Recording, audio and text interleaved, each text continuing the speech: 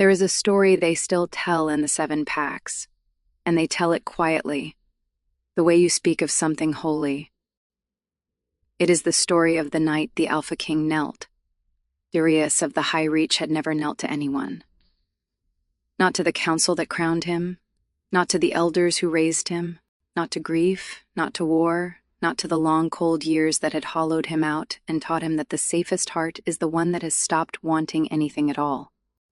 But on that night, in the great stone hall, with every alpha of every pack watching and the doors thrown open to the snow, Darius went down, not the way a man falls, the way a man chooses.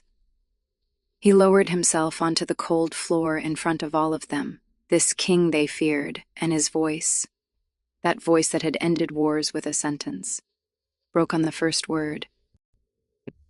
Katrina. Just her name. She stood across the hall from him with her travel cloak still on her shoulders, and her hand still on the door she had come to walk out of forever. The child slept against her chest, wrapped warm, knowing nothing of kings. The whole hall held its breath. "I am not asking you to forgive me," Darius said, and the most powerful man in the territories could not keep his hands from shaking. "I have no right to ask you for anything. I knew that when I signed those papers. I knew it every day I let you believe I only wanted—" He stopped, made himself say it, "that I only wanted the child." Snow blew through the open doors. Nobody moved to close them. "But I have to tell you the truth before you go," he said, "because you deserve to leave with the truth, even if you cannot stay for it. The truth is that I stopped wanting the heir a long time ago. The truth is that somewhere in all of it I stopped. I stopped being able to imagine a single ordinary morning without you in it. And I told myself that was weakness. My whole life I have called that weakness." His head bowed. "I was wrong. It was the only strong thing I ever had, and I threw it away to protect myself.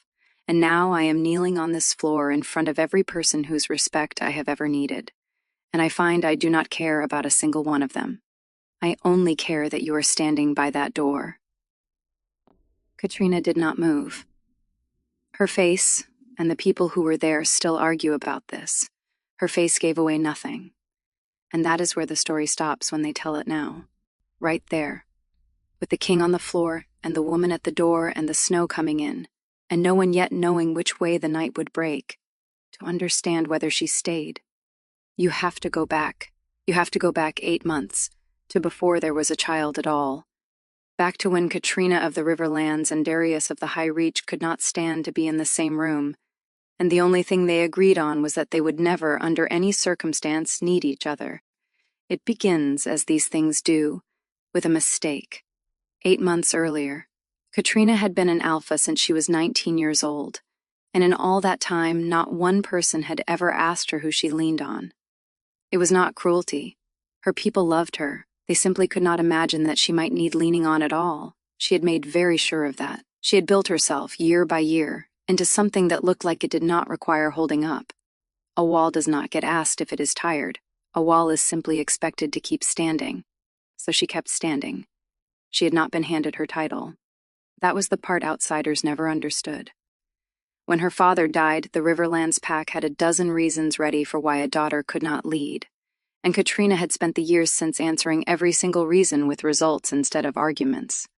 She ended the border wars with the river treaties. She rebuilt the winter stores after the failed harvest, and when 3 starving packs came to her gates that year, she turned away none of them.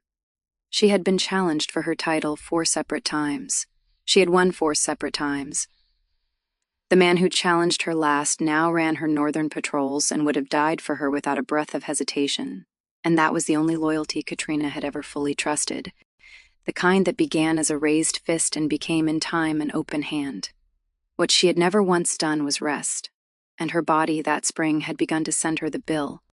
It started small, a fever in the night that broke by morning, a tremor in her hand she could hide under the edge of a table. Then her heat cycle, always so disciplined, so predictable, so much a thing she controlled rather than a thing that controlled her, turned on her. It came early. It came wrong. It left her dizzy and burning and furious at her own skin. One morning she lost her footing on a staircase she had climbed 10,000 times. She caught the rail. She did not fall. But she stood there afterward with her heart slamming against her ribs, and the thought that frightened her was not, "I could have been hurt." The thought that frightened her was someone could have seen. Because a weak alpha does not stay an alpha for long, Katrina had built her entire life on never, ever giving them the reason. And she was not about to hand them one now, in the form of a body that had simply quietly begun to break under the weight of being relied upon by everyone and held by no one. So she did what frightened, powerful people do. She found a solution that no one would ever see. The clinic did not look like a clinic. That was the entire point of it. It looked like a manor house at the end of a long private road, 3 valleys away from anyone who might know Katrina's face. It treated alphas, and only the particular kind with rare biology and fragile reputations, the kind who needed a doctor badly and could not afford to be seen needing one at all. Katrina arrived under a name that was not hers, carrying papers that had cost her a good deal of money and a small private piece of her pride. The woman at the front desk did not look up right away. When she finally did, her eyes were red-rimmed, exhausted, the eyes of someone who had not slept a full night in a long season. "Referral code," she said. Katrina gave it. The woman typed. Then she frowned, a small, tired frown, and typed again. And somewhere inside that little frown, inside that second weary glance across an overloaded screen, the first thread of the whole catastrophe was quietly pulled loose. No one in the room felt it move. "You're early," the woman said. It was almost, but not quite, a question. "I was told to come as soon as the symptoms began." Which was true. Katrina had been told exactly that. Right. The woman's gaze slid back to the file, to a name that was not Katrina's name, but which the clinic's overworked system had set down right beside Katrina's referral code. The way an exhausted hand sets a cup down on the wrong shelf. "We've been expecting you. Go on through." And Katrina, who had survived 4 challenges for her life, and more ambushes than she let herself count, walked through the second door without a single flicker of warning, because this time, nobody had drawn a blade.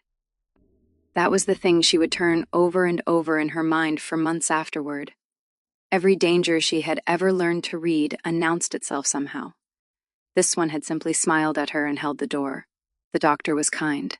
That was what Katrina would remember most, and it was what would make the whole thing so much harder to carry later, that the woman had not been careless out of malice. She had been kind and gentle and completely underwater. The clinic was understaffed and overbooked, and the doctor moved with the specific, brittle calm of a person holding far too many lives in far too few hands. She read Katrina's blood work, the real results, the true and genuine record of Katrina's body, and something shifted behind her tired eyes. "Your biology is remarkable," the doctor said softly, almost to herself. "I don't see markers like these more than once or twice in a career." Katrina, who had come here frightened that those same markers spelled something fatal, felt her chest unclench half an inch. "Then I'm not dying." "No." The doctor smiled. "No, you're the opposite of dying, if anything. Your healing factor, your fertility indicators, your bloodline strength. Extraordinary.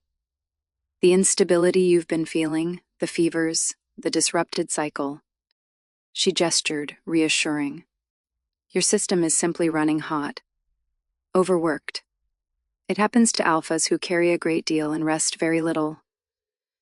It was, Katrina would realize far too late, a perfectly accurate description of her actual condition. It was also, by the cruelest accident, the perfect cover for what came next. "We can regulate it," the doctor went on. "There's a procedure, a heat regulation treatment. It settles the cycle, calms the system, restores your equilibrium. You'll feel like yourself again within 2 weeks. It's routine here. It's why most of our patients come to us." And Katrina, exhausted, relieved, desperate to simply feel like herself again, said yes. She consented. She wants you to understand that, the version of her that tells the story now. She was not foolish and she was not reckless. She asked what it would involve.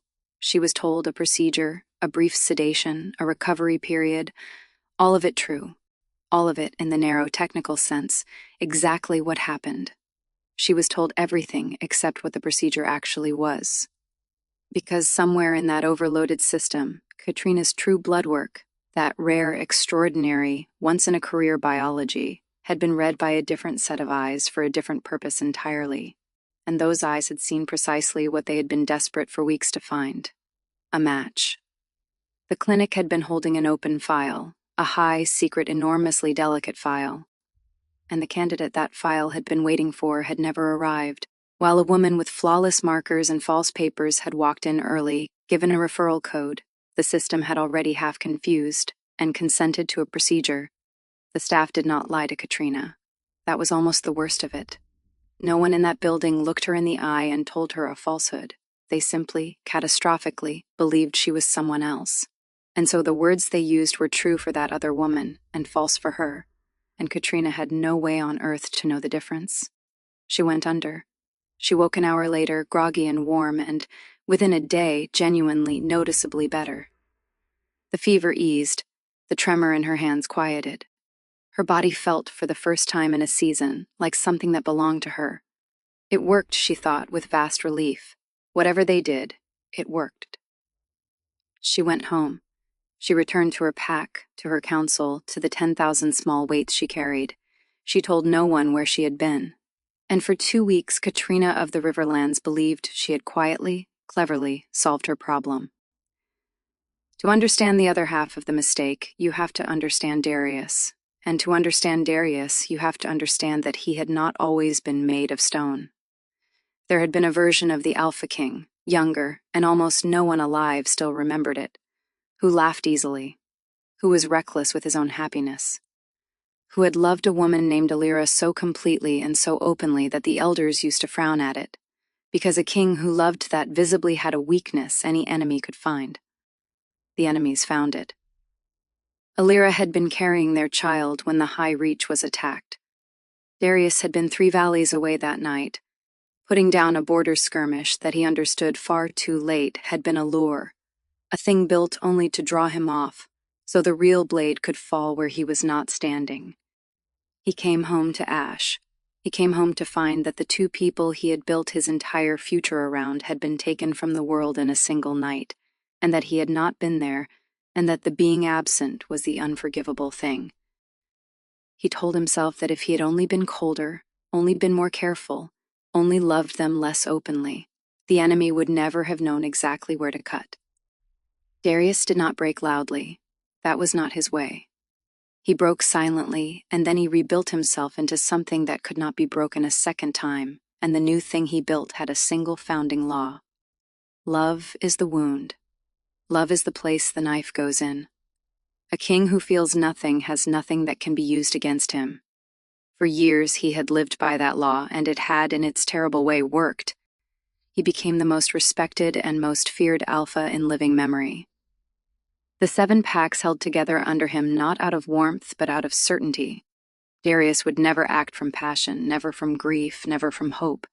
He would only ever act from cold, clear, unsentimental judgment. It made him a magnificent king. It made him a profoundly lonely man.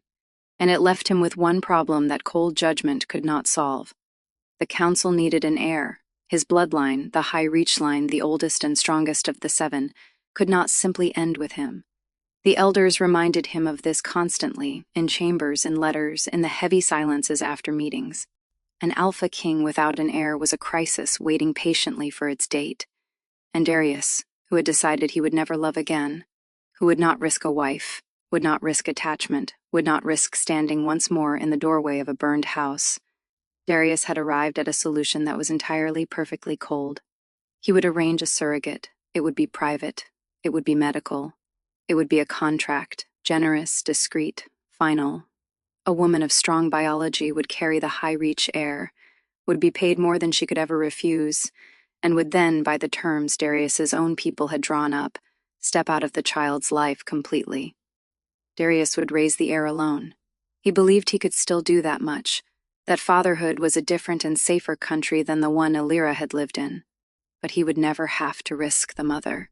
There would be no mother, only a contract, only a transaction, only an arrangement so bloodless that grief would never be able to find a way back in. He signed the papers himself. He read every line. He has never since been able to forget that he read every line and felt nothing but relief. The clinic was the finest in the territories, discreet, exclusive, expert in rare biology. They had Darius's sample. They had Darius's contract. They had a single approved candidate, vetted for months, due to arrive when her own cycle began. She never came. No one knows, even now, exactly why. Perhaps she changed her mind. Perhaps a letter was lost. It does not, in the end, matter. What matters is that the clinic was overworked and underslept, and holding a file it was desperate to close, and that on the very week the approved candidate failed to appear, a different woman walked through the door early, with extraordinary blood work and a referral code the system had already half-tangled. The clinic did not set out to make this mistake. It simply could not, in that one exhausted week, tell the two women apart. 2 weeks later, Katrina went back for her follow-up. She went back, in fact, in a good mood, and a good mood was rare enough for her that she noticed it. The treatment had worked. She felt strong again. She felt like the wall, upright and reliable, and she had begun to let herself believe that the whole frightening episode was safely behind her. She sat in the same quiet room. A different doctor came in this time, holding her file, and Katrina watched the woman's face do something strange. She watched it go pale. Ms. The doctor stopped, started again. I need you to confirm some information for me. Your referral pathway, the procedure you came in for 2 weeks ago. Heat regulation, Katrina said. The good mood was already draining out of the room. She could feel it going. Why? The doctor sat down. Doctors did not sit down to deliver good news. There has been, the woman said, very carefully, a serious error. And then she explained it.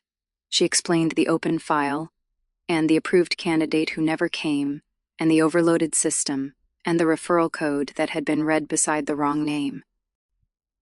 She explained, with the specific horror of someone watching the ground open in real time, what the heat regulation treatment had in fact been. She explained that Katrina was pregnant, and then, because the doctor had pulled the full file now, the whole file, and seen whose contract sat at the top of it, she explained the last piece. The piece that turned a catastrophe into something that did not have a name.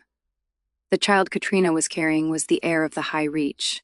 It was the child of Darius, the alphaking. Katrina did not scream. People always expect that part, and it is not what happened. The room simply went very far away and very quiet, and she became aware of her own hands lying open and useless in her lap, and of a single thought arriving with terrible clarity. I never agreed to this. She'd agreed to feel like herself again. That was all. She had walked into that building carrying nothing but a fever and a fear of looking weak, and she was walking out of it carrying the future of a bloodline that was not hers, fathered by a man who, in all the years they had sat at the same council table, had never once looked at her long enough to learn her name. That was the detail that cut deepest, in those first stunned minutes. Not the politics, not even the violation of it, though that would come later, in long, slow waves for a long time. It was that it was him, Darius of the High Reach, who looked through her at every council the way a man looks through a window, who had never insulted her, that she could have fought. He had simply, completely declined to notice she existed, and now, by an accident neither of them had chosen, his child was growing inside her body, and the two of them were bound together by the one thread neither of them would ever have agreed to tie. He has to be told, the doctor was saying, from very far away. Ms., he has to be told today. Katrina looked down at her open hands. Yes, she heard herself say. He does, and he is going to hear it from me, they told Darius in his war room. He was reviewing patrol reports when the clinic's senior administrator was shown in, flanked, Darius noted, by two of the clinic's own lawyers, which told him the shape of the news before a single word was spoken. People did not bring lawyers to deliver good things. He listened without expression. He had trained himself out of expression a long time ago. He listened to the words open file and approved candidate, and never arrived. He listened to error and identity and referral pathway. He listened the way he listened to everything, coldly, completely, filing each piece into place. And then the administrator reached the center of it, and for the first time in 11 years, the Alpha King's discipline failed him in front of witnesses. It failed him for exactly 1 second. His hand, resting flat on the war table, closed slowly into a fist. That was all. 1 second, one fist, and then the stone face was back in place. "Say her name again," he said quietly. The administrator said it. Katrina. Alpha of the Riverlands. Darius knew the name. Of course he knew the name. He was a king. He knew every name. He knew she had ended the river wars. He knew she had survived 4 challenges. He knew, in the abstract and distant way he knew the contents of a ledger, that the Riverlands Alpha was capable and respected, and that he had spent years not looking directly at her, the way you do not look directly at a fire you have decided not to sit beside. What he had not known, what arrived now all at once and would not leave, was this. She had not chosen this either. That was the thought that cut through the cold. Darius had built his whole solution, his whole bloodless arrangement, on the foundation of consent. A contract. A willing woman paid, informed, agreed.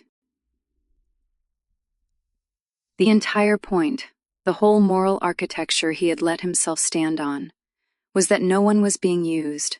And now there was a woman 3 valleys away who had walked into a clinic for a fever, and who was carrying his child, and who had agreed to none of it. He had become, by an accident he did not choose, the exact thing he had built the contract to never be. "Where is she now?" Darius said.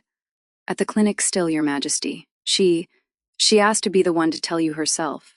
She did not want it carried by a messenger." The administrator hesitated. "She left perhaps an hour ago. She is traveling here." Darius stood. He crossed to the tall window of the war room and looked out over the high reach, over the snow and the gray stone and the long road that came up from the valleys.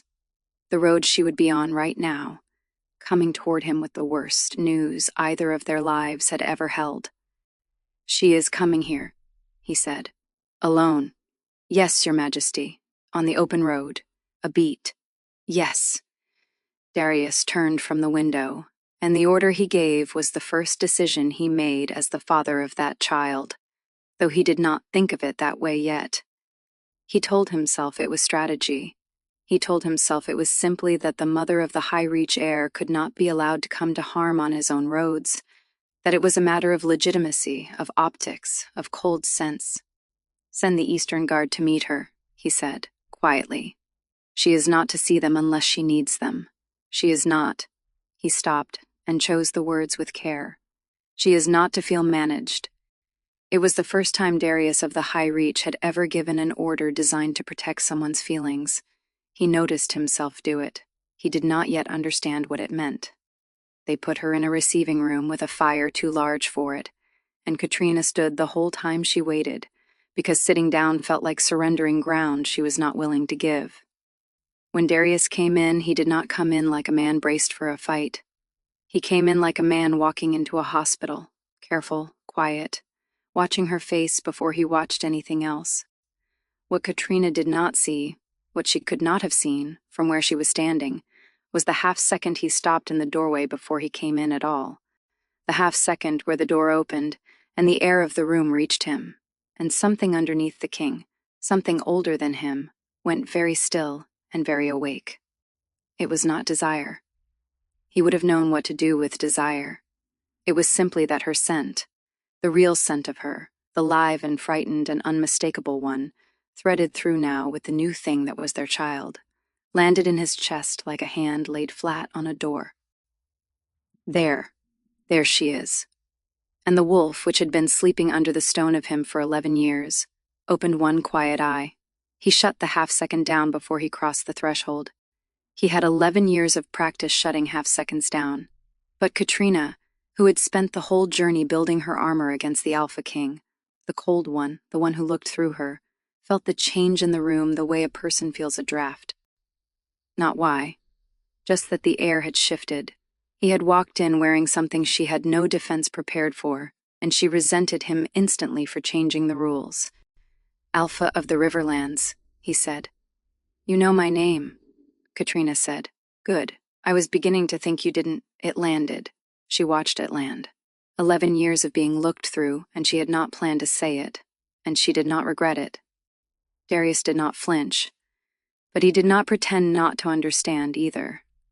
"I have not behaved toward you," he said slowly, "in a way that earns me the benefit of any doubt. I know that. I am not going to stand here and ask you for one." That was not what she had expected. She had expected a king.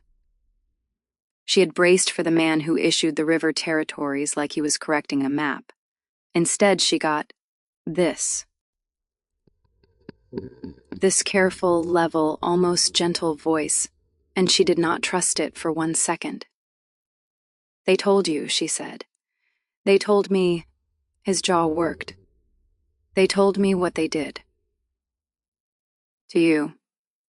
I want you to hear me say the next part plainly, because I think you have spent the whole road here expecting to have to fight me for it."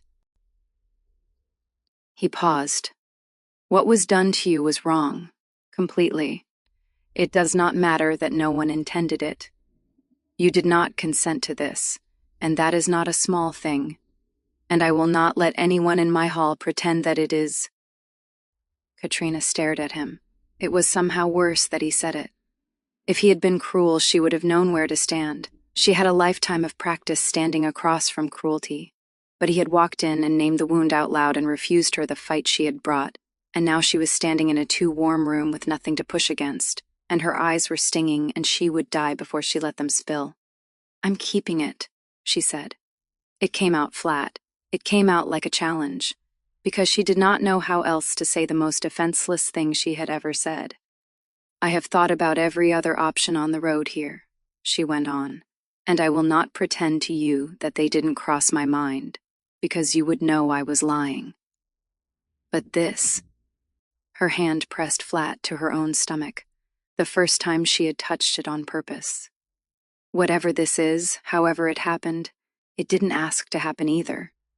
So I'm keeping it. And I did not ride 3 valleys to ask your permission. I rode here to tell you, to your face, because you're its father and you do not get to hear it from a lawyer." The fire snapped in the silence. And Darius, the king who ended wars with a sentence, said the only thing that could have undone her completely. "Thank you for coming yourself.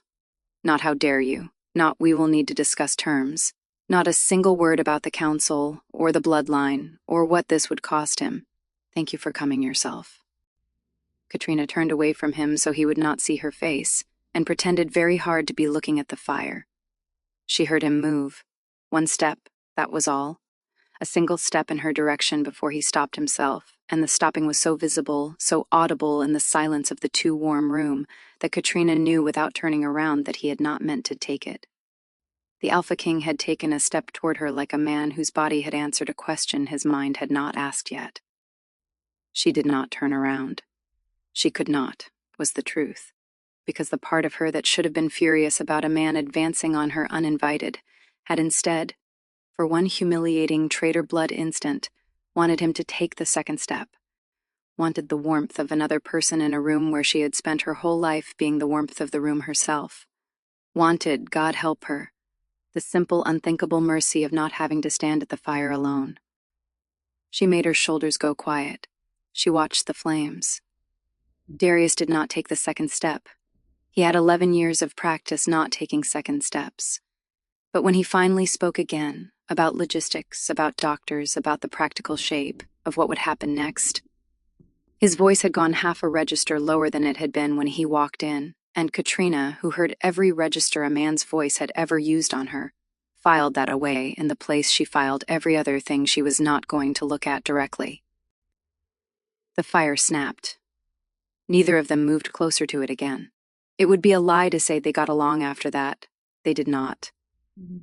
What happened over the following weeks was not friendship, and it was not peace. It was 2 people who had each spent their whole lives in control being forced to share a thing that neither of them could control, and hating it, and hating that the other one was watching them hate it. The arrangement was, on paper, simple. The pregnancy was high risk. The doctors were unambiguous about that.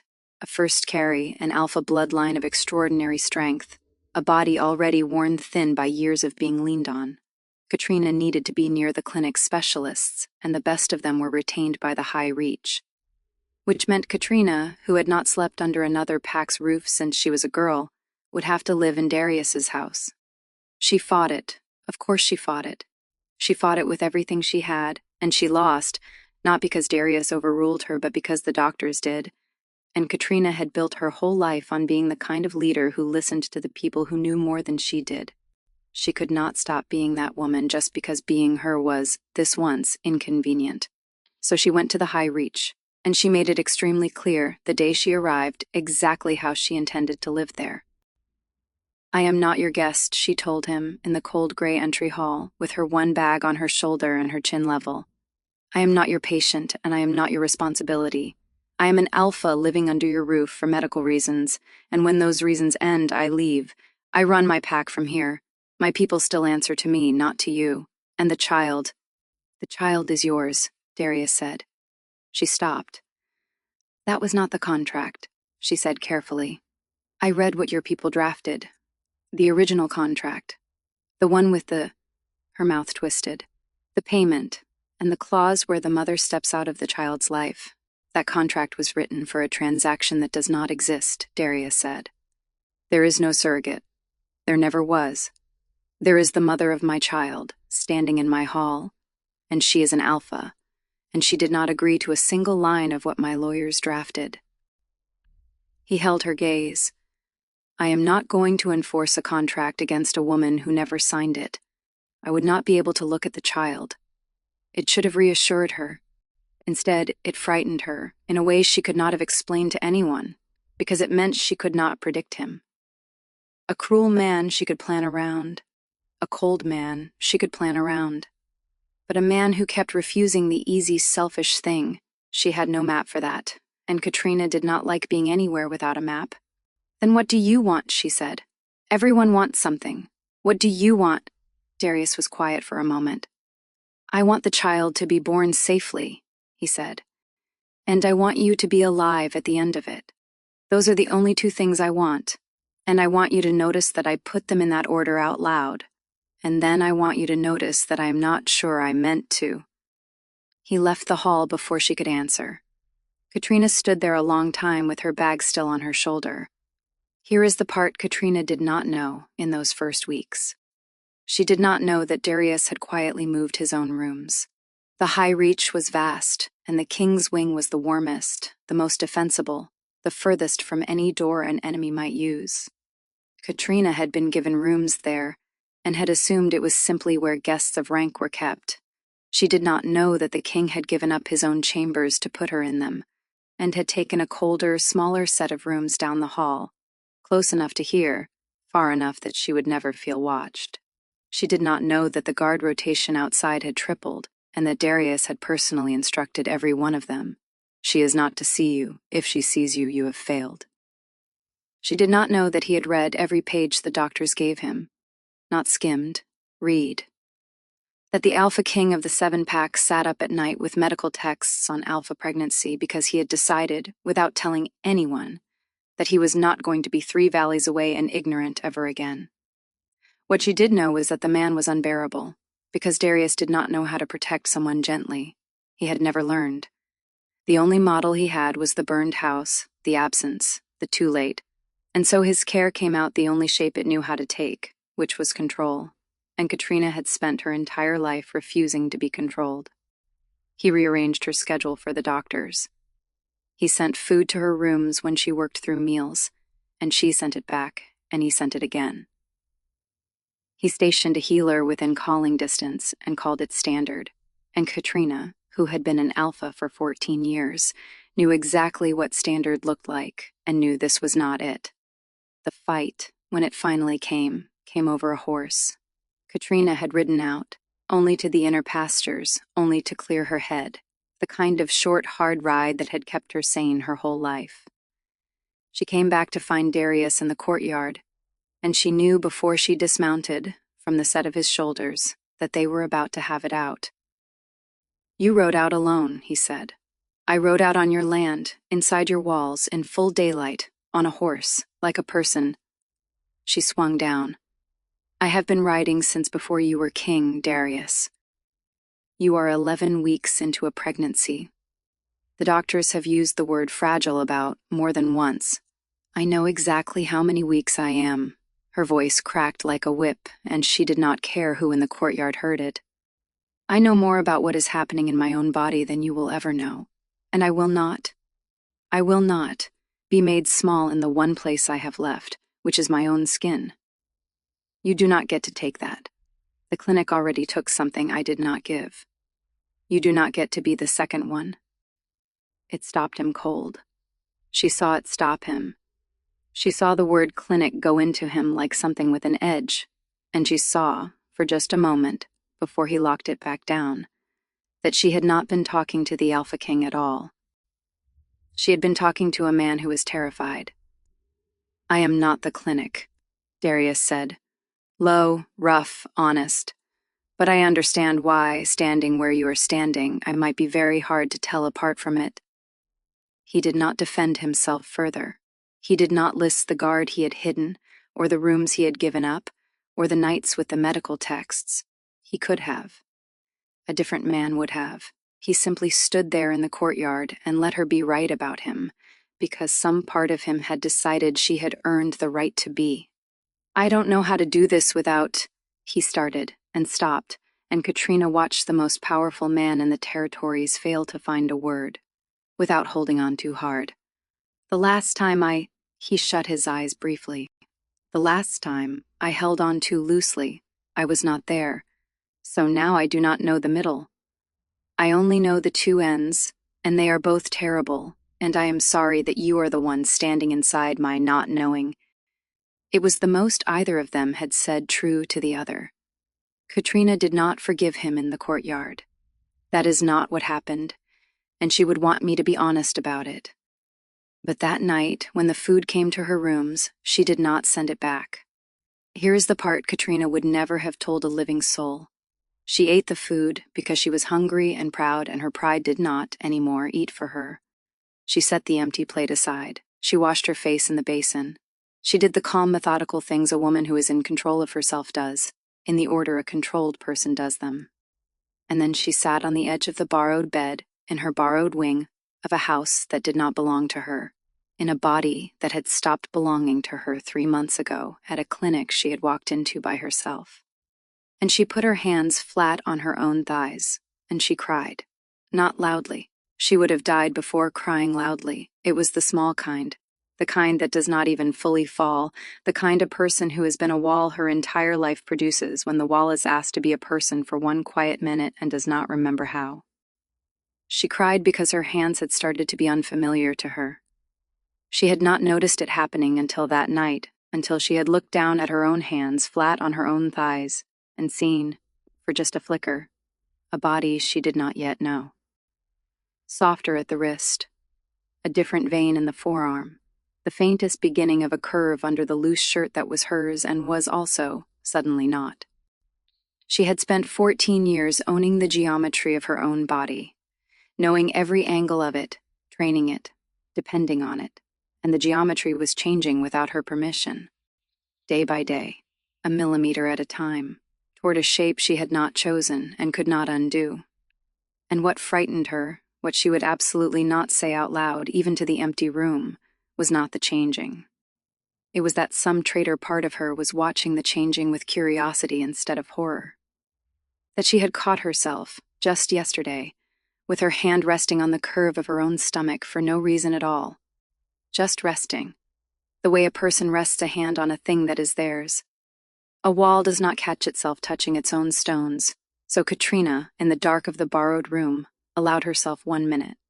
1 minute, and she counted it, because the wall had to come back at the end of it, or she would never get up 1 minute to be a woman in a body she was losing the map of, in a house she had not chosen, with a child she had not agreed to who was, and this was the worst, smallest, most secret part, already loved by her in a way she did not know how to fit inside her own ribs.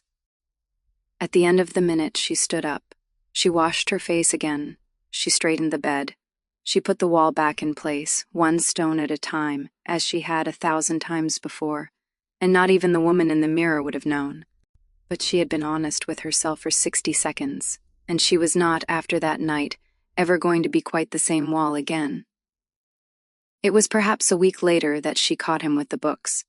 It was, in fact, an accident of weather more than anything else. A bad storm had blown in off the ridge, and Katrina, who could not sleep in storms, a thing about her childhood, a thing she had never told anyone, had given up around 2 in the morning and gone walking through the cold corridors of the high reach in search of the kitchens, the way she had as a girl in her father's house. Warm milk, the old remedy. She would die before admitting to anyone that the king's house intimidated her at 2 in the morning. She would also die before admitting that she had not been able to find the kitchens for 10 full minutes, because the high reach was vast, and a person who refused to ask for directions could wander it a long time. That is how she ended up passing the study. The door was cracked, there was a low light on, and inside, at the great desk where she had seen him sign orders that ended wars, sat the alphaking of the 7 packs, reading a pregnancy book. He had 3 of them in front of him. Open. Marked with the thin parchment slips he used for council documents, and one of them, Katrina saw with a flush of something she did not know what to call, had a small precise note in his own handwriting in the margin. He was making notes. The Alpha King was making margin notes on alpha pregnancy physiology at 2 in the morning during a storm. She stood in the cracked doorway. She did not move. He did not see her because he was, with what she had to admit was a rare and absolute concentration, deeply lost in what appeared to be a chapter on 3rd trimester fetal positioning. For one full, undefended moment, Katrina of the Riverlands stood in the dark hall of a house that was not hers, looked through a crack at a man reading 3 medical texts about her body at 2 in the morning, and felt something in her chest do a thing she did not have language for. Then he reached out and turned a page, and his other hand, almost absently, made a note. Mother's caloric needs may shift, he wrote. She could just barely see the words upside down, and he underlined the may, and put a small precise question mark beside it, because Darius was the kind of man who would not let a may go unchallenged, even alone, even at 2 in the morning, even in a margin. Katrina backed away from the door very, very quietly. She went back to her room without the milk. She climbed into the borrowed bed. She lay in the dark with both hands flat on the curve she was learning to admit existed, and she said to no one and to herself and to a child 11 weeks from being born, "Your father is so stupid about this." It came out, against every intention she had, sounding very nearly fond. She did not sleep for a long time after that. But it was not, this time, the bad kind of not sleeping. It was the other kind. The kind that had been very rare in her life, and that she did not yet have a name for, and that she was, slowly, against her better judgment, beginning to suspect she might be in serious trouble about. Broke down the walls, in the end. Not romance, not some sudden softening. It was the simple, grinding, undignified reality of a hard first carry, because there is nothing in the world less interested in your pride than your own changing body. The sickness came at night, mostly. The bad nights, the ones where Katrina could not keep water down and the room would not hold still, were not the kind of thing a person could be a wall through. The first time Darius found her on the cold floor of the washroom at 3 in the morning, she braced for him to make it worse, to fuss, to summon people, to turn her lowest moment into a scene with an audience. He did not. He sat down on the floor. He did not touch her. He did not say a wise thing. He sat down on the cold stone an arm's length away, close enough to matter, far enough that she did not have to perform being fine, and he stayed there in the dark until it passed. And when it had passed, and she was hollowed out and humiliated and furious, he said only, "I have a strong stomach and a great deal of time and absolutely nowhere I would rather be at 3 in the morning. So you can stop being embarrassed in front of me. It is not a good use of your energy, and you do not have much to spare tonight." It was not tender exactly. It was better than tender. It was useful. It met her where she actually was instead of where it would have been more comfortable to imagine her. After that, the nights changed. They began, without ever deciding to talk. It is easier to be honest at 3 in the morning. The day selves are asleep, the king's self and the alpha self, the 2 suits of armor, and what is left awake is just 2 tired people in a quiet house, and tired people tell the truth. She learned that he did not sleep, that he had not properly since the burned house, that the king's legendary discipline was partly just a man who had nowhere to put the nights, so he filled them with work. He learned that she was lonely. Not the small word, the large one. That she had been the wall for so long that she no longer knew how to be a room someone could come into. That the thing she was most afraid of was not the birth, and was not even dying. It was that she had spent so many years being needed by everyone that she had forgotten how to be wanted by anyone, and that she suspected, in the worst hours, that she had become unlovable in some structural way, like a door bricked over.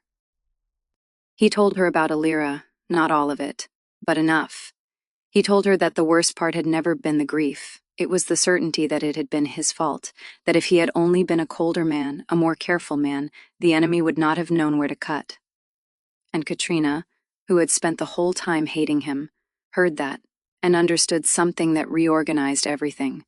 His coldness was not the absence of feeling. It was a dam. He felt everything, more than anyone, and had simply decided that the only safe thing to do with that much water was to build a wall and never ever look at what was behind it. The terrifying overprotectiveness, the control, the way he could not let her ride out alone. It was not a king flexing power. It was a man who had stood in one burned doorway and decided he would crawl over broken glass before he stood in another. "You're not cold," she said, one of those nights. It was not a kindness. It was just a fact she had finally seen clearly, and Katrina respected facts. "Everyone thinks you're cold. You're the opposite. You're a man standing very still because you think if you move at all, you'll feel all of it at once." Darius was quiet for a long moment in the dark. "No one has ever said that to me," he said. "In 11 years, no one has even—" He stopped. "How did you see that?" "Because I do the same thing," Katrina said. "I just call mine being strong instead of being cold." We picked different words for the same wall. Neither of them said anything for a while after that. But something had moved. They both felt it move. And the frightening part, the part that kept them both awake even on the good nights now, was that neither of them had tried to stop it. It was during one of those nights, late, but not the worst kind, a soft, fed-up kind where she could not sleep and he had given up pretending to, that he said the thing he did not mean to say. They had stopped sitting an arm's length apart by then. Not all at once, not on purpose, just by the slow physics of 2 people who kept finding themselves in the same dim rooms at the same impossible hours. That night, Katrina was in the chair beside the unlit fireplace, knees drawn up the way her body had stopped letting her sit by week 18, and Darius was on the floor, actually on the floor, like a fool, like a boy, like a man who had forgotten somewhere along the way that he had earned a chair, with his back against the stone of the hearth and one of those infernal pregnancy books closed on his knee. Katrina was laughing at him about something. She did not remember what, afterward. Some small absurd thing, the way he had been earnestly informed by a midwife that morning that he was holding a folded blanket wrong, and the way his entire face had done the thing his face did when he was being polite about an insult to his competence, which was to go very still in a manner that she found increasingly, ruinously funny. She was laughing, and there was a fire dying in the grate behind him, and the light from it caught the side of her face, her hair undone, the curve of her shoulder bare, her hand flat across the new round of her own stomach because the baby was kicking, and she had not been able to stop touching it when it did. And Darius looked up at her. He looked up at her, and the wolf, which had been pretending it was asleep all evening, was not asleep. "You're," he said. He had not meant to begin a sentence. He had only meant to look up. And the word that came out next, the word he absolutely, completely, under no circumstances of his life had ever planned to say out loud to this woman, in this room, in this house, in this lifetime, came out anyway. Beautiful. He heard it as she did. There was a very small silence.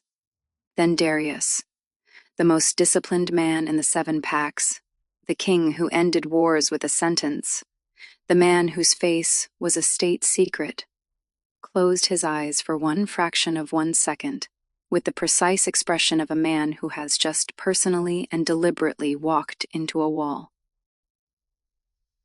That was, he started. Don't? Katrina was not laughing anymore. Her hand on her stomach had gone very still. Don't take it back. I was going to apologize for what? Her voice was extremely level. For saying a true thing? Don't insult both of us.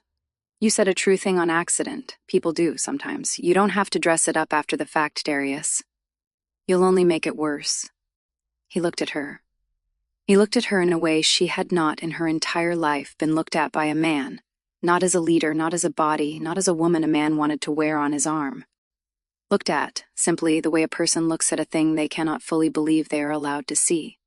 And Katrina, who had been a wall since she was 19 years old, felt the wall do a very specific small thing it had never done before, which was to lean. Not fall. The wall did not fall. The wall had not earned the falling. But it leaned, and it knew it leaned, and so did he. The baby kicked, hard, the kind that made her flinch, a small involuntary breath, and her hand pressed flatter against the place it had come from. And Darius, on the floor at the hearth, did the thing that would gut her in retrospect for weeks. He did not reach for her.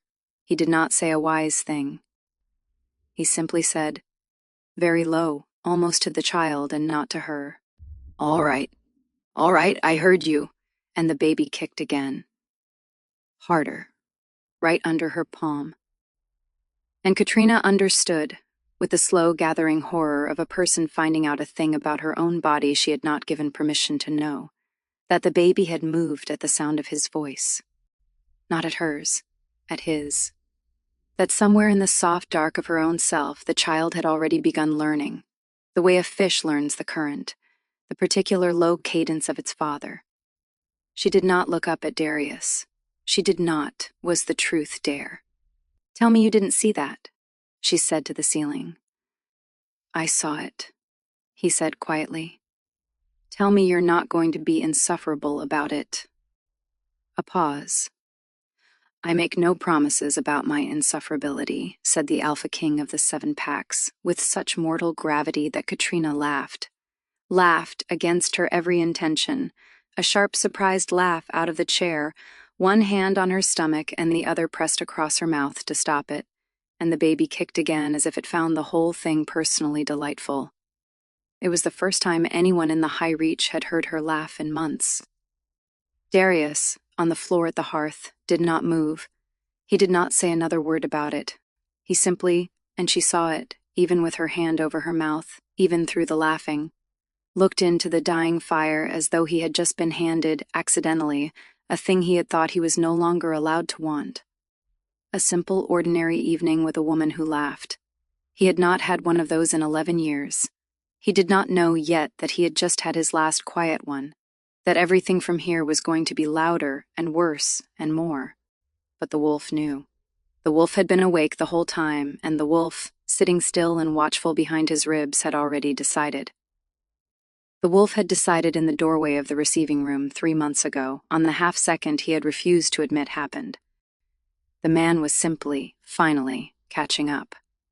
And then there was the other thing, the thing not even the night conversations could quite get them to talk about, her heat. It had been irregular since the clinic. The doctors had said it would be. That pregnancy did strange and individual things to alpha cycles, that some women's heat went dormant entirely for the carry, and some women's didn't, and that Katrina's, with her extraordinary biology, was going to be one of the unpredictable ones. They had said it briskly, the way medical people say things they have stopped finding interesting, and Katrina had nodded the same way, and neither of them had used the word that mattered. The word that mattered was him, because Katrina's heat that spring had stopped behaving like weather and started behaving like a compass. It would settle for a week. 2, she would feel almost like herself, and then he would walk into the same room, the same hall, the same corridor she happened to be in, and her own skin would betray her before her mind even registered him. A flush at the throat, a heat under the ribs, a specific bright, awful warmth low in her belly that had nothing to do with the season or the cycle and everything to do with the man on the other side of the council table. She did not tell him. Of course she did not tell him. She would have set herself on fire first. But Katrina, who had spent her entire life being precise about her own body, knew exactly what was happening, and she hated knowing. Her body had identified him. It had decided in some old wordless wolf-deep way that this particular man, this stupid, controlled, margin-note-writing 3-in-the-morning man, was the answer to a question her body had apparently been quietly asking for years. And the body was, with absolutely zero regard for her dignity, putting up its hand. The worst part was that he knew. Not knew. He was too disciplined to ever name it. But she watched him sometimes register it. A flicker, a tightening at the jaw, a stillness in the room when she walked too close. His wolf could smell what her wolf was doing. She was sure of it. And whatever discipline he was using to not acknowledge it was, she suspected, the only thing standing between both of them and a humiliation she would never recover from. So she sat across from him in council rooms and kept her chin level and her voice clean, and she lied with her whole face about what was happening in her own bloodstream, and he lied right back with his, and neither of them so much as breathed wrong about it. And the air between them, the perfectly composed, perfectly disciplined, perfectly diplomatic air between the Alpha King and the Riverlands Alpha at any given council that spring, was beneath the surface a thing you could have struck a match against. Everyone in the 7 packs felt it. No one said it. That, too, was a kind of wall they were building together, and like every wall they had ever built, it was going to come down. The 7 packs are not built for a secret, and this was the largest secret in living memory. Word got out the way water gets out, not through a single hole but through 100 all at once. The Alpha King had a woman living in his wing. The Riverlands Alpha had not been seen in her own territory in months. The two of them, who had famously never exchanged a warm word at any council, were now under one roof, and one of them was unmistakably, visibly pregnant. The rumors that grew in that soil were ugly, and they were aimed, and most of them were aimed at her. Because that is the oldest move there is. The men of the council who had never wanted a female alpha among them in the first place did not need to invent a new weapon. They simply reached for the old one. She trapped him. She schemed her way into the bloodline. She is no real alpha. Look how she ended up. Look what she let happen to her. A true leader would never have been so careless with her own body. It was vicious, and it was unfair, and the cruelest part was the precision of it. It found the exact fear Katrina had carried since she was 19 and pressed on it with a thumb. How hard I work, they will still find a way to make me less. Darius wanted to crush it. His instinct, and he told her this plainly, which she had come to value about him, was to walk into the next full council and make the cost of that rumor so high that no alpha in the 7 packs would ever risk repeating it. He had the power to do exactly that. He was the kind of king who could. Katrina told him no. If you fight it for me, she said, then I am exactly what they're calling me. A woman the king has to defend. Don't you understand? The moment you stand in front of me, you prove their whole story. I have spent 14 years not being defended. I am not going to lose that now, not even to kindness. Then they go on saying it, Darius said. And it goes on hurting you. Yes. She was very calm about it. And then, at some point, I answer it myself, in my own way, on a day of my choosing. That is how I have survived every other version of this. You do not get to take the fight just because watching me have it is hard for you. It cost him something to agree. She watched it cost him. Every instinct in the man was screaming to put himself between her and the thing hurting her, and instead he made himself stand down, because she had asked him to, and because he was slowly, painfully learning that protecting someone and overruling someone were not the same act. It was the first time the council saw the king refuse to do something he badly wanted to do. They did not understand why. Katrina did. And though she would not have admitted it that week, something in her chest had gone quietly, dangerously warm. And then there was the other thing, the thing neither of them talked about, because neither of them had words for it that did not frighten them. His wolf had begun to recognize her. It started small, and Darius, who noticed everything, noticed it in himself with something close to alarm. He found that he could tell from across a hall what kind of night she had slept. He found that when another alpha stood too close to her at a gathering, something in his chest pulled tight and low and old, something with no manners and no politics in it at all. He found that her scent had stopped being information and started being something his whole body organized itself around without asking his permission. He hated it. Not because it was unwelcome, that was the alarming part. He hated it because it was the exact thing he had spent 11 years making sure he would never feel again. This was attachment. This was the wolf deciding in its wordless way that something now belonged to the category of mine. And Darius knew, better than any man alive, what the world did to the things you let yourself call mine. So he tried to starve it. He kept his distance in daylight. He kept his voice level. He told himself the night conversations were a kindness he was doing for the mother of his heir, and nothing more, and he did not believe himself even as he thought it. Katrina noticed all of it. She noticed the way he positioned himself, always, between her and the door. She noticed that her cloak, left over a chair, would be moved, not taken, just moved, settled somewhere closer to where he worked. And she understood with a flush of something complicated that he was scenting it without letting himself know he was doing it.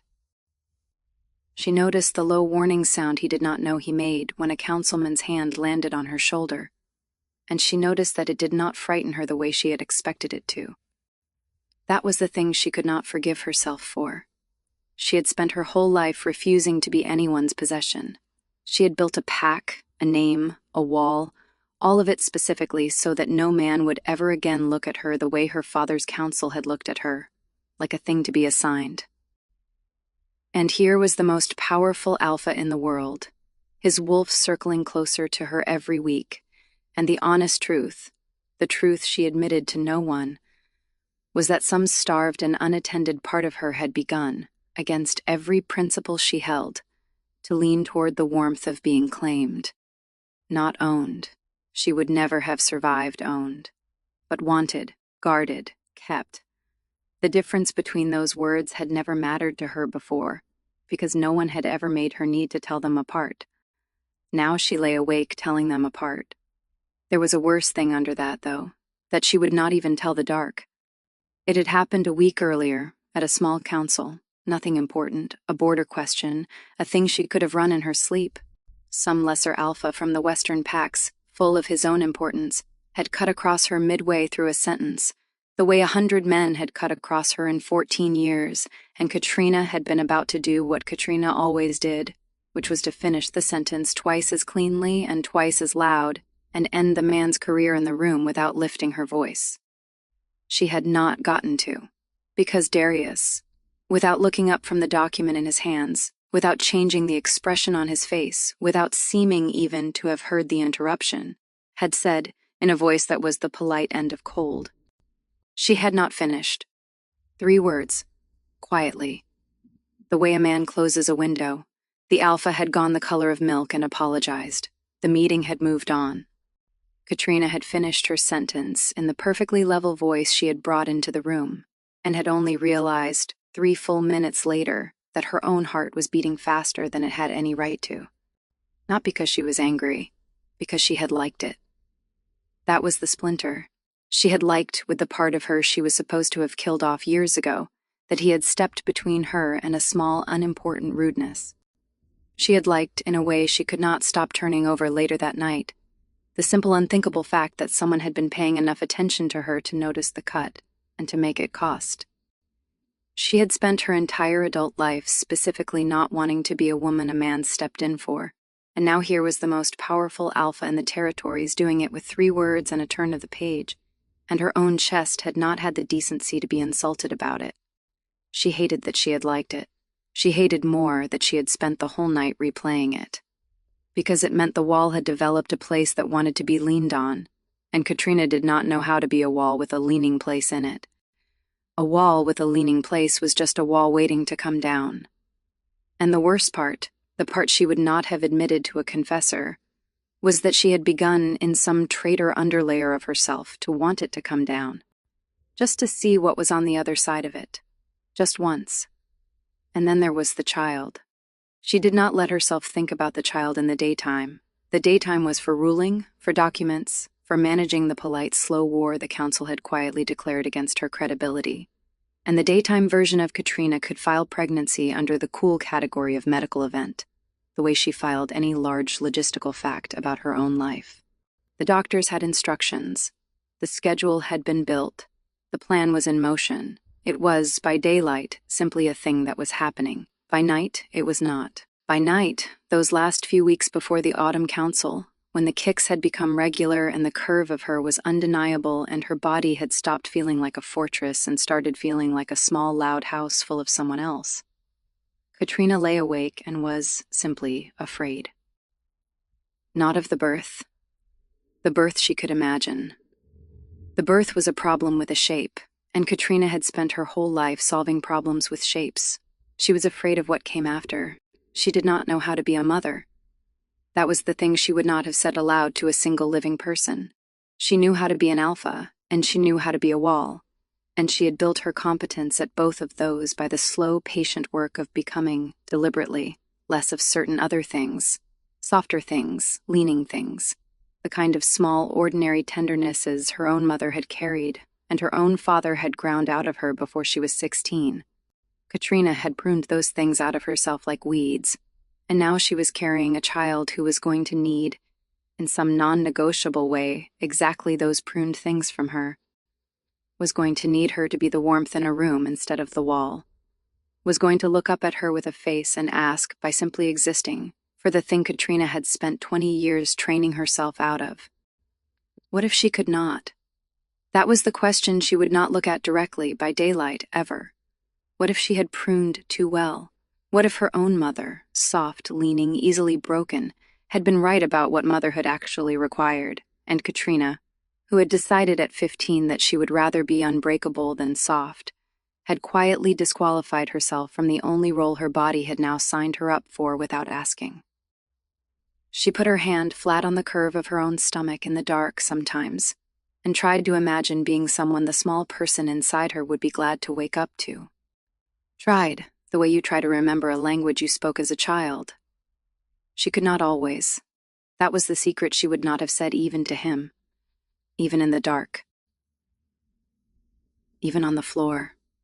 That she had begun to lean toward Darius not only because the wolf had identified him, not only because he was the only person in 14 years who had stepped between her and a rude man and made her like it, but because somewhere in her, the version of her that was about to be a mother had quietly recognized that she did not, all by herself, know how to do this. That she might, possibly for the first time in her entire adult life, need to be more than one person to hold what was coming. And needing was, of all the things Katrina had ever done, the one she had spent the longest making herself not. "You're doing it again," she said to him one night, on the washroom floor, in the dark, where they were honest. Doing what? Standing very still so you don't feel all of it at once. She let the silence sit. Your wolf knows. You can stand as still as you want. It already knows. Darius did not answer for a long time. "If I say the thing out loud," he said finally, "then it is real, and then it is a door an enemy can walk through. I have lost everything I have ever let myself want. Every single thing. There is a very simple pattern to my life, Katrina, and you are asking me to walk straight into the middle of it." "I'm not asking you to do anything," she said quietly. "I'm just telling you I can see it. You don't have to walk through any door tonight." A pause. "But you should know I'm not standing on the other side of it with a knife. I know that's the only shape you've ever seen on the other side of that door.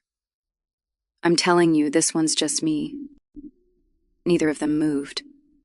But in the dark, after a long while, his hand found hers on the cold stone, not gripping, just resting, the lightest possible weight, a man testing whether the floor would hold him. She let it.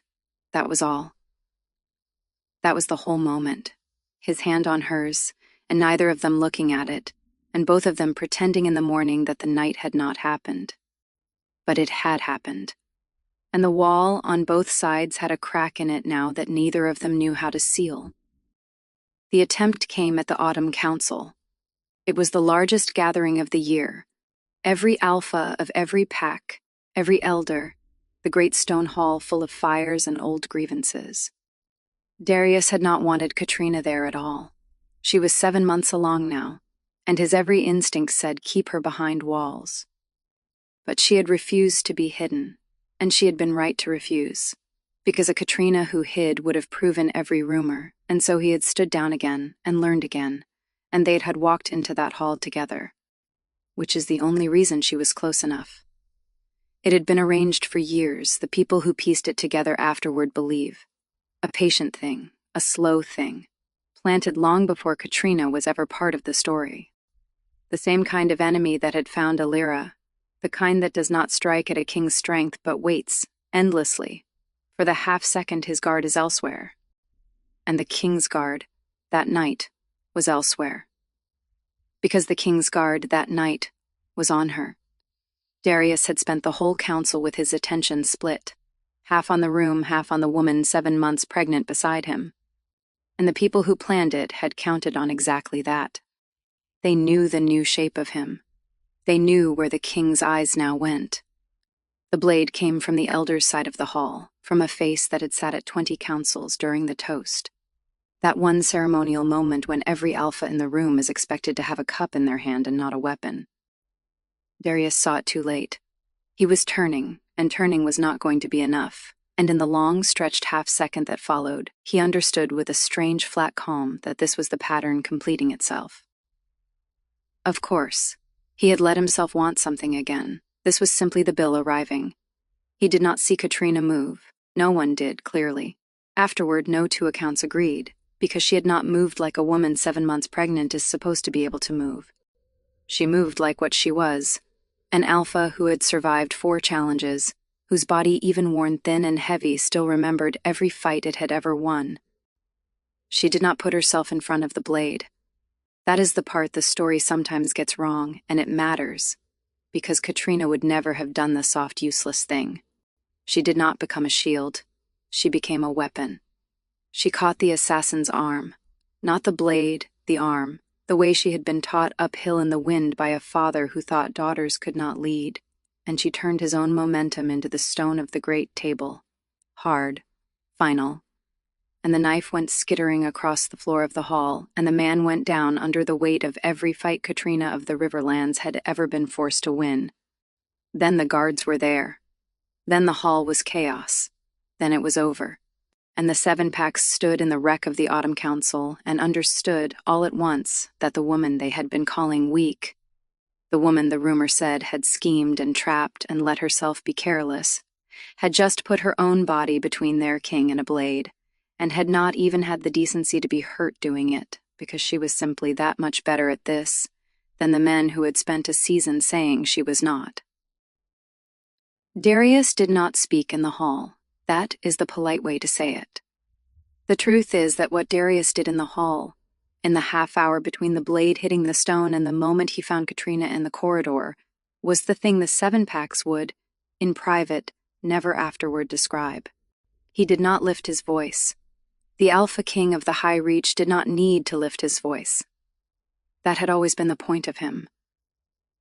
But the man who stood in the wreck of that Autumn Council in the long minutes after the blade was on the floor, the man who walked the perimeter of the assassin's body once, slowly, the way an animal walks a perimeter, was not the man any of them had ever seen. The guard captain reached him first. Reasonable man, capable man, a man who had served Darius for 9 years and who would, until the end of his life, tell no one what was said to him in those first 30 seconds. He had failed. The captain had failed. The king's woman, 7 months pregnant, had thrown a grown alpha into a stone table because the king's own guard had not been near enough to do it for her. And Darius's voice when it found the captain was the same voice he used in council. Level, low, ruinous. And it asked exactly 2 questions, and the captain did not afterward remember the answers he gave, only that his hands had not stopped shaking by the time the king moved past him. The wolf was awake under the king. Anyone in that hall could feel it. The air had the wrong weight. The fires guttered when he passed. Old men who had stood beside him at 20 councils stepped, without deciding to step, half a foot back as he walked by, the way you step back from a fire that has begun to find a draft. One of the younger alphas, a fool, but only a normal kind of fool, the kind who had never been frightened by silence before, said something. Some small thing. Some attempt at solidarity. A my king. A we will find them all. Darius turned his head and looked at him. The young alpha did not finish the sentence. The young alpha, in fact, would later tell his pack that he had once made eye contact with the Alpha King in the moment after an assassin's blade went down, and that he had understood for the first time in his life, with perfect clarity, the thing the elders meant when they spoke about the high reach line in the very old language. That there was something in that bloodline. That there was a reason men did not, in 300 years, raise a blade against a king of the high reach lightly. He went home, and he did not speak for 2 days. Darius did not strike anyone, did not raise a hand. The wolf wanted to. The wolf wanted to walk back into the hall and find every man who had ever called her less and put each of them, one at a time, against the same stone the assassin's body was lying against. The wolf wanted blood, and the wolf wanted it now, and the man, the king, the disciplined 11 years of discipline man, held that wolf back by sheer effort of will, the way a person holds a door against a thing on the other side that is much larger than the door.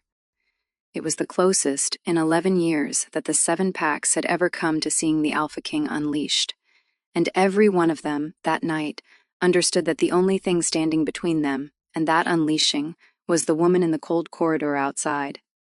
He went to her. He went to her because the wolf would not stop until he did, and because the man knew it. He went to her because he was, for the first time in 11 years, frightened in a way he had no procedure for, not of the assassin, not of the council, not of any threat his strategic mind could name. Frightened of what was happening inside his own chest, which was a thing he had built an entire kingdom specifically to make sure he would never again have to feel. He found her in the cold corridor outside, where she had gone because her hands had finally started to shake, and she would not let them shake where anyone could see. He did not say thank you. Thank you was much too small, and they both knew it. He stood in front of her, the Alpha King who had nearly died, and he looked at her, really looked, the way he had not let himself look in daylight in all these months, and his voice when it came was wrecked. You could have been. He could not finish it. The child. You could have. I wasn't, Katrina said. She watched him hear it. She also watched, with the very specific calm of a woman who had spent her entire adult life reading rooms, the thing that was happening to him underneath the words. His hand at his side had not unclenched since he had walked into the corridor. His breathing was wrong, not loud, just wrong. A half beat off the rhythm of a man in control. And his eyes were not the eyes of the king. The eyes of the king had been left behind in the hall. What was looking at her now was something older and more frightened, something her own wolf recognized across the small space between them with a quiet animal nod of greeting, and which the king's discipline was audibly losing the war against. Darius, I have spent 11 years. Darius, listen to me. He could not. That was the thing. The wolf was too loud. The wolf could hear her. Was tuned, in fact, to nothing on earth so closely as it was tuned to her voice. But the man was no longer the one in front. The man was somewhere behind the wolf, holding the door, and the door was not going to hold much longer if she did not do something. So Katrina did the unthinkable thing. She stepped into the small space between them. She, 7 months heavy, exhausted past anything, shaking still, closed the distance the king had been keeping from her for 8 months. She put one hand flat on the center of his chest, over the place where the wolf was loudest, and she did not say a wise thing. She said, I'm here. I'm right here. Look at me. His eyes came down to her face. Slower, she said. Slow it down. Match me. Watch. and she breathed. Once, twice, the slow, exaggerated way she had taught 100 young alphas to do it before their first real fight.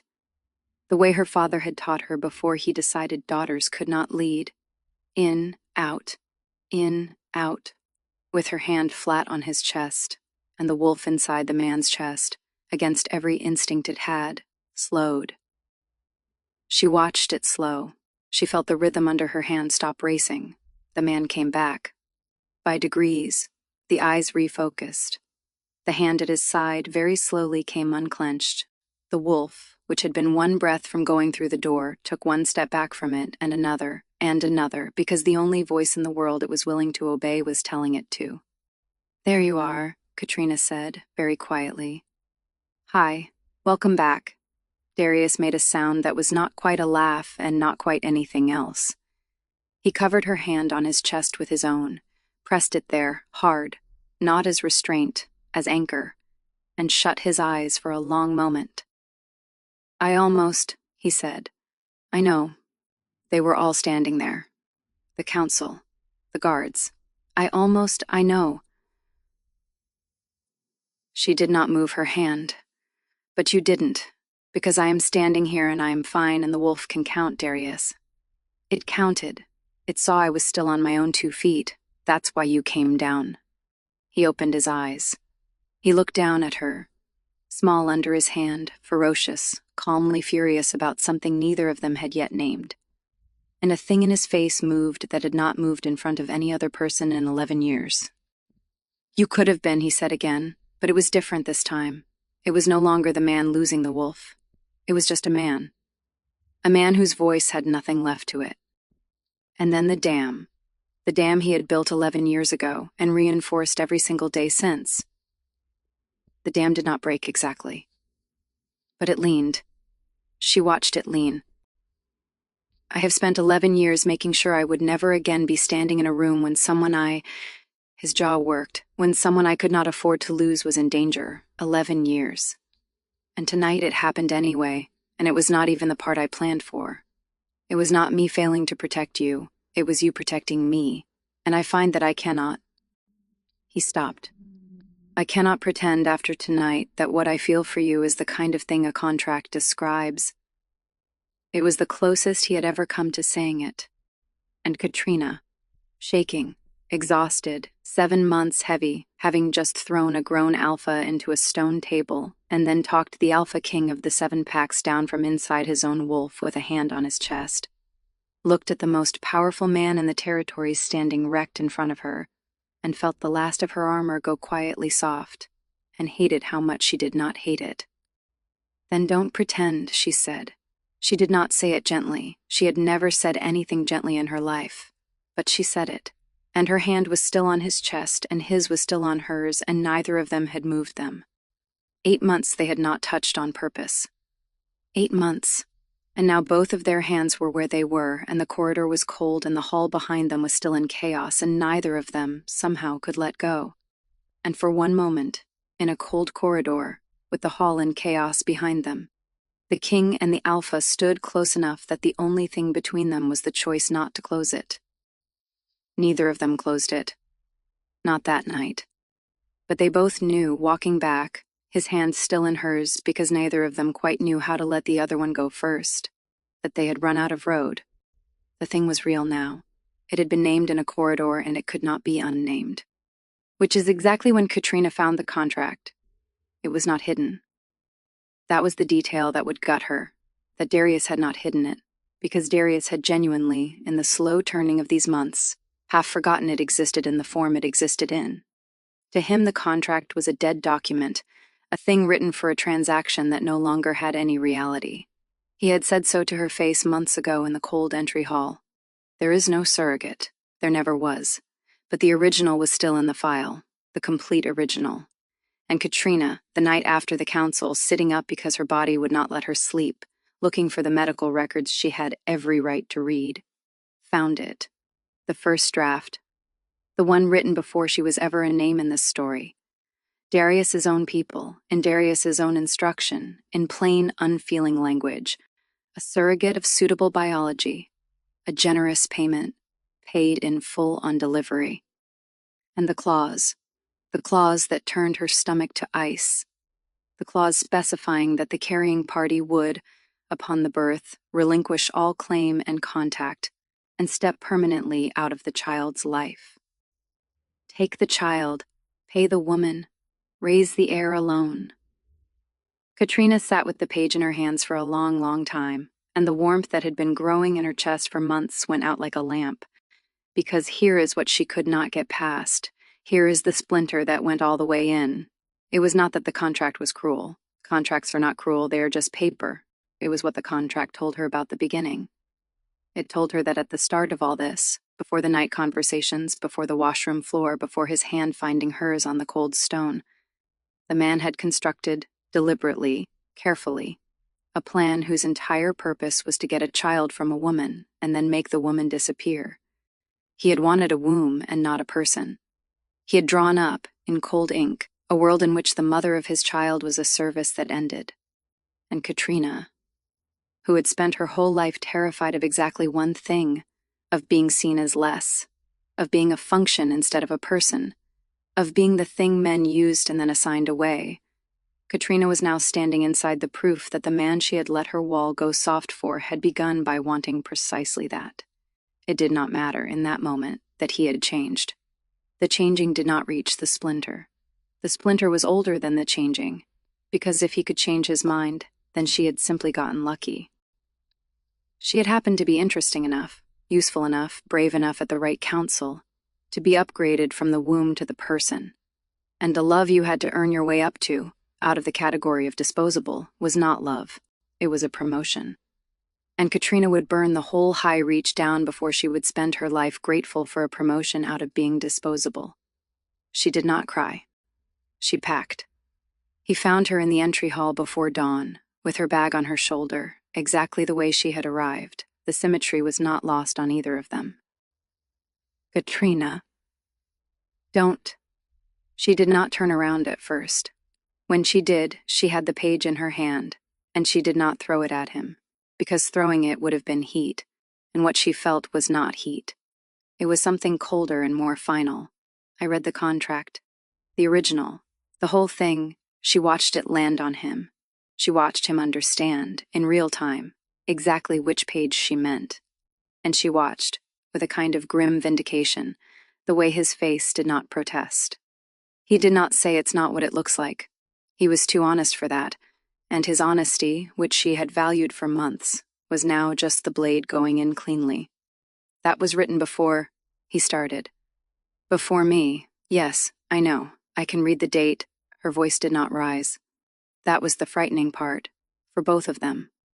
Before there was a Katrina in it, you sat down with your people and you built a plan, in ink, signed, whose entire purpose was to take a child from a woman and then make the woman go away. You wanted a womb, Darius. You did not want a person. You designed it specifically so there would not have to be a person. I did not know you then. That is exactly the problem. And now, finally, something flared, because this was the splinter, and he had just put his thumb on it. Don't you see that's the whole problem? It isn't that you were cruel to me. You were never cruel to me. It's that at the start of this, when I was just biology to you, just a set of markers, just the function that fills the clause. You were fine with it. You had a whole plan where I never became real, and the only reason I'm standing here, the only reason you look at me the way you look at me now, is that I happen to be interesting enough, brave enough at the right counsel, strong enough to be worth upgrading. That is not. You promoted me. Her voice cracked just once on the ugly little word, and she hated it. You promoted me out of disposable, and you want me to be grateful. You want me to feel chosen. But I know what I'm standing on now. I'm standing on the fact that I got lucky, that I performed my way up out of the category you were originally completely content to leave me in. And I have spent my whole life, Darius, being treated like a function. By my father's counsel, by the men who said a daughter couldn't lead. I built everything I am so that I would never again belong to someone as a useful thing. And I am not. I am not going to spend the rest of it being quietly thankful that you decided, eventually, after I proved myself enough times, to see me as a person." The hall was silent. Darius did not defend himself. That was the thing that nearly undid her resolve, that even now, even cornered, he would not lie to make it easier.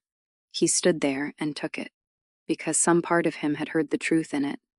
He had built that contract.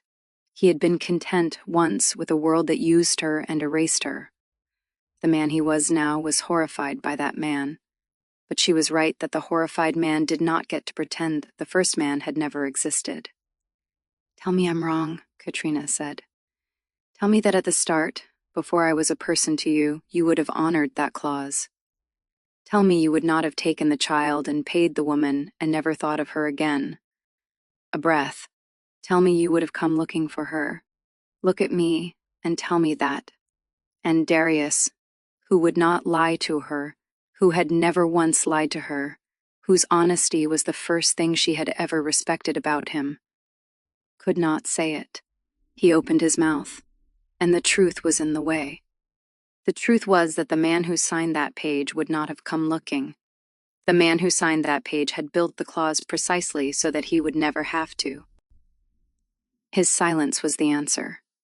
It was the most honest thing he could have given her, and it was the thing that broke them.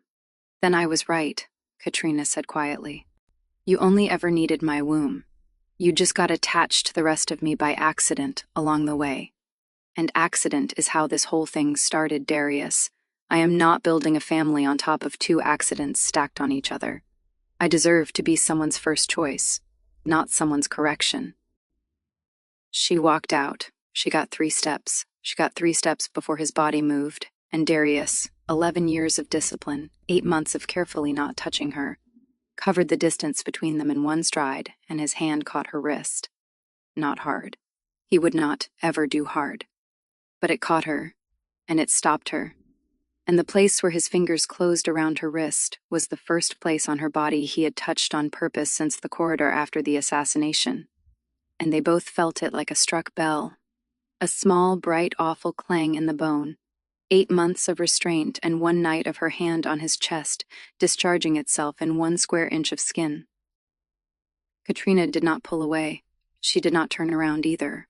She stood very still with his hand on her wrist, and his breath at her shoulder, and a child between them that did not know yet that its parents were ending in a doorway, and she said, without looking at him, "Let go. Katrina, if you hold on to me right now, Darius, you prove every single word of what I just said. Every word. You let go, or you make me right. Those are the only 2 doors. Pick." She felt the hand at her wrist shake. It was the first time in 8 months of careful king-shaped composure that Katrina had ever felt his hand shake. It shook the way a person's hand shakes who is holding the last rope on a thing they are trying very hard not to let fall. And Darius, the alphaking of the 7 packs, the man whose wolf had not been allowed out in 11 years, held that rope for 1 long terrible breath against everything in him that was screaming. And then, by an act of will, she would, in years to come, only ever half understand. He let go.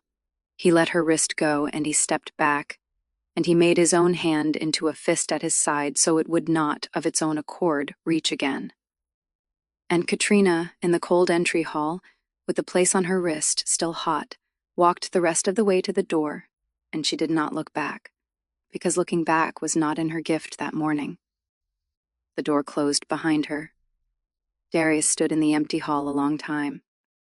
And the worst of it, the very worst of it, the thing that would unspool him in private for the weeks to come, was that he had done the right thing. He had let her go. He had not been the wall across her door. He had honored, perfectly, the thing she had been asking him to honor since the first afternoon she walked into his receiving room. And he understood, standing there alone with his hand still closed in a fist at his side, and the place on his palm still feeling the live weight of her pulse, that honoring her had cost him exactly the thing he had spent his entire life learning to never let go of, and that the right thing and the survivable thing were not always, apparently, the same thing. It was the right thing to do. It felt like standing in the burned house all over again. She went home to the Riverlands. And here is what Katrina discovered in the weeks that followed, the thing that made the separation so much worse than simple anger would have been. She was not relieved. She had told herself she would be. She had ridden home telling herself that she was returning to her real life, her real self, the wall, the alpha, the woman who needed no one. She had her pack again. She had her own roof, her own counsel, her own bed. She had everything she had spent 8 months insisting she wanted back. And the house was so quiet at 3 a.m. That was the cruelty of it. The bad nights still came. The pregnancy did not care about her heartbreak. The sickness and the sleeplessness arrived on their own schedule. And now when she sat on her own cold floor in the dark, there was no one an arm's length away. No strong stomach and a great deal of time and nowhere I would rather be. Just her, and the quiet, and the discovery that somewhere in 8 months she had stopped being a woman who was alone and started being a woman who was missing someone, and that those are not the same condition, and that you cannot go back across that line once you have crossed it. Her people saw it. They were not blind. Their alpha had come home stronger in title than ever. The woman who had saved the king, the rumors all inverted now, no one in the 7-packs daring to call her less, and also, unmistakably, sadder than they had ever seen her. And the loyal one, the one who had challenged her years ago and become her right hand, the one whose loyalty had started as a fist and become an open hand, he was the one who finally said it to her, because he had earned the right. You did everything correctly, he told her. You read the page. You saw what it meant. You refused to be someone's function. Every part of that was right, and I would have told you to do exactly that. He paused. But I have known you 14 years, and I have never once seen you grieve a correct decision. So I think you should ask yourself why you are grieving this one. Katrina did not have an answer for him. She had a feeling, low and constant, that she had been right about everything and had still somehow gotten it wrong. It happened on the 17th night. She had been counting. She had not let herself know she was counting, but the body counts whether you let it or not. And on the 17th night, since she had walked out of the high reach with the place on her wrist still warm where his hand had let her go, Katrina of the Riverlands sat up in her own bed, in her own pack in the dark, and discovered something she did not have permission, even in private, to discover. She missed his hand, not him. She would not have permitted that. She missed his hand, that one specific square inch of skin at her wrist, the pressure of it, the live weight of another person's pulse against her own. She had not understood while he was holding her that it was the first time in 14 years anyone had touched her with permission to. Not as her healer, not as her father holding a small child up to look at the river, not as a fight, just a man, on purpose, having decided he was allowed to. And then he had let go because she had told him to. And now 17 nights later, her own wrist was a small cold place on her body that would not, no matter what she did, stop being aware of itself. Katrina put her palm over the place, the way a person presses a hand to a wound. And then, against every order she had ever given herself, she pressed her own thumb into the inside of her wrist, just the soft inside, just for a second, just to put pressure back where there was none. And the sound that came out of her was not a sound she had given permission to make. It was small. It was small and it was animal, and it was the sound of a woman who had spent her entire adult life being a wall, discovering that the wall somewhere had a window in it, and that the window was open, and that the cold was coming in. She did not cry that night. She had used her one crying minute 3 months ago in a borrowed room in a house that was not hers. The wall did not get to cry twice in one season. That was not the deal.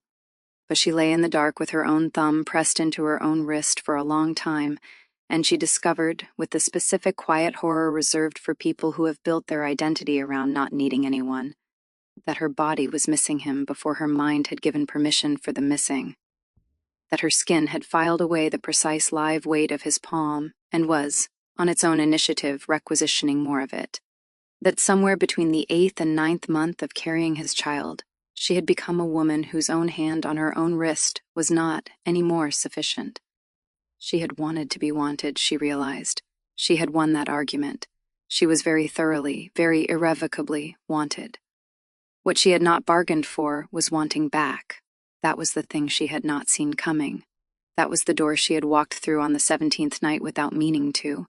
She had spent her whole adult life refusing to need a man, and what she had not known, what no one had ever told her, because no one in her father's house would have told a daughter such a thing, was that the more terrifying door was not being needed. It was needing.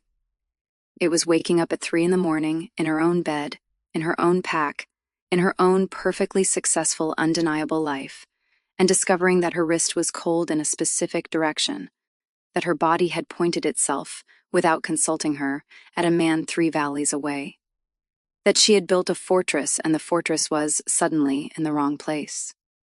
She turned over. She tried to sleep. She did not. In the morning, she got up and ran her pack, the way she had run it for 14 years, the way she would run it until the day she died, but with her left hand, for one stupid second in the council chamber, briefly closing over her own right wrist under the table, and then making itself, with great discipline, open again. She told no one. She would have died first. But the right hand at her side, the one who had said grieve a correct decision, caught the small movement, because he had known her 14 years, and he did not say anything. He simply, for the rest of the day, found small reasons to be in rooms with her, the way a brother finds reasons. And Katrina, who knew exactly what he was doing and why, did not tell him to stop. That was the 17th night. The 18th was worse, and she did not count the rest. Darius did not handle it well. That is the gentle way to say it. The true way to say it is that the alphaking came apart, quietly, behind stone walls, in a manner that frightened the people closest to him more than any enemy ever had. He did not rage. The 7 packs almost wished he had. A raging king, they would have understood. Instead, he simply continued. He held the councils, he signed the orders, he did the work, and the work was hollow now in a way the people around him could feel like a draft under a door, because the man doing it had nothing left underneath it. The household saw it before anyone else did. The household always sees it first. The cook noted the second week that the king's meals were returning untouched and that this had begun to be a pattern she did not know what to do with. The chamberlain noted, with the specific dread of a man who has served the high reach line for 30 years, that the king had stopped sleeping in the king's wing entirely, that the bed had not been disturbed in days, and that he could be found, instead, on the small couch in the study where Katrina had once stood in a cracked doorway and watched him make a margin note about caloric needs. The king did not sleep there. He sat there, with one of the pregnancy books open on his knee, page after page after page, well past the chapters that would ever again apply to him, as though reading them was a thing he could do with the hands and the mind that did not, anymore, have anywhere else to put themselves.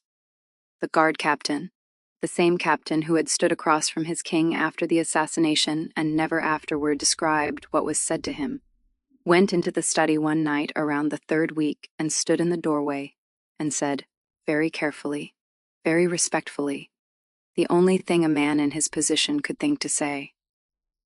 Your Majesty, you haven't eaten. Darius looked up at him from the book.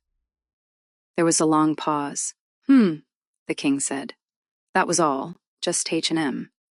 A small considered acknowledgement, as though the captain had reported a minor scheduling conflict. And he went back to the book.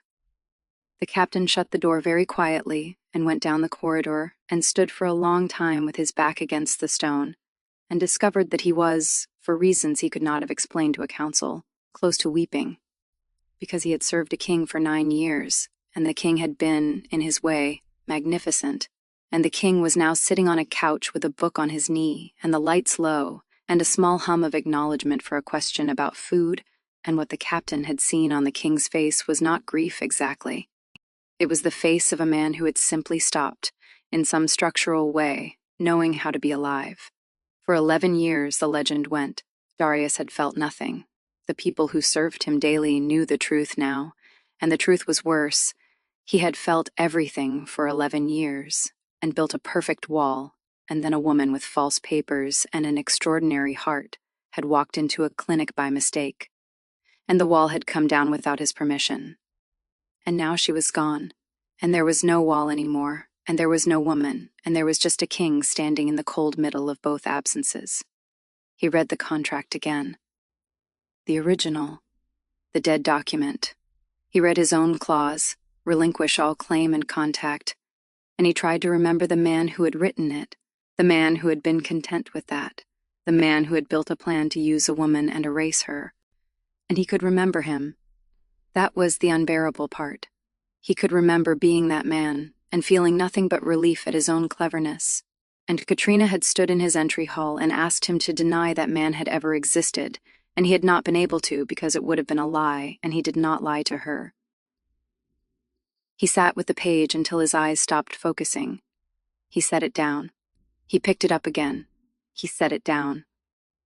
At one point, and the chamberlain who walked past the door swears this, though he has never told anyone but his wife, Darius pressed his own palm flat to his face for one long moment, the way a man presses on a wound to see if it is still bleeding, and discovered by the slight unsteadiness of his own breath against his own hand that it was.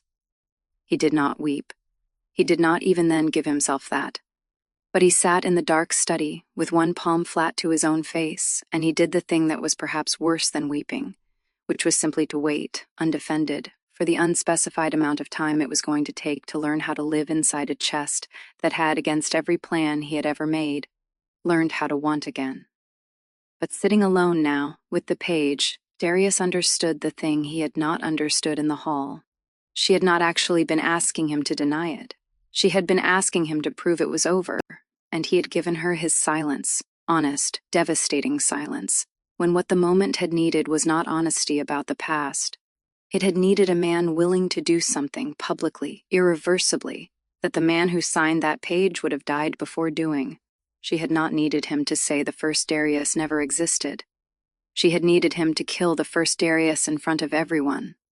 And he had let her walk out into the dark instead, because letting her go freely had felt like the noble thing, and he saw now, too late, sitting with the dead contract in his hands, that there is a kind of nobility that is just cowardice that is dressed for the occasion. He had not fought for her. He had told himself that not fighting was respect. It had just been the wall wearing its last disguise. It was his wolf that would not let him keep lying to himself. That was the strange mercy of it in the end. The man could rationalize. The man was brilliant at rationalizing, 11 years of practice. But the wolf did not deal in rationalizations.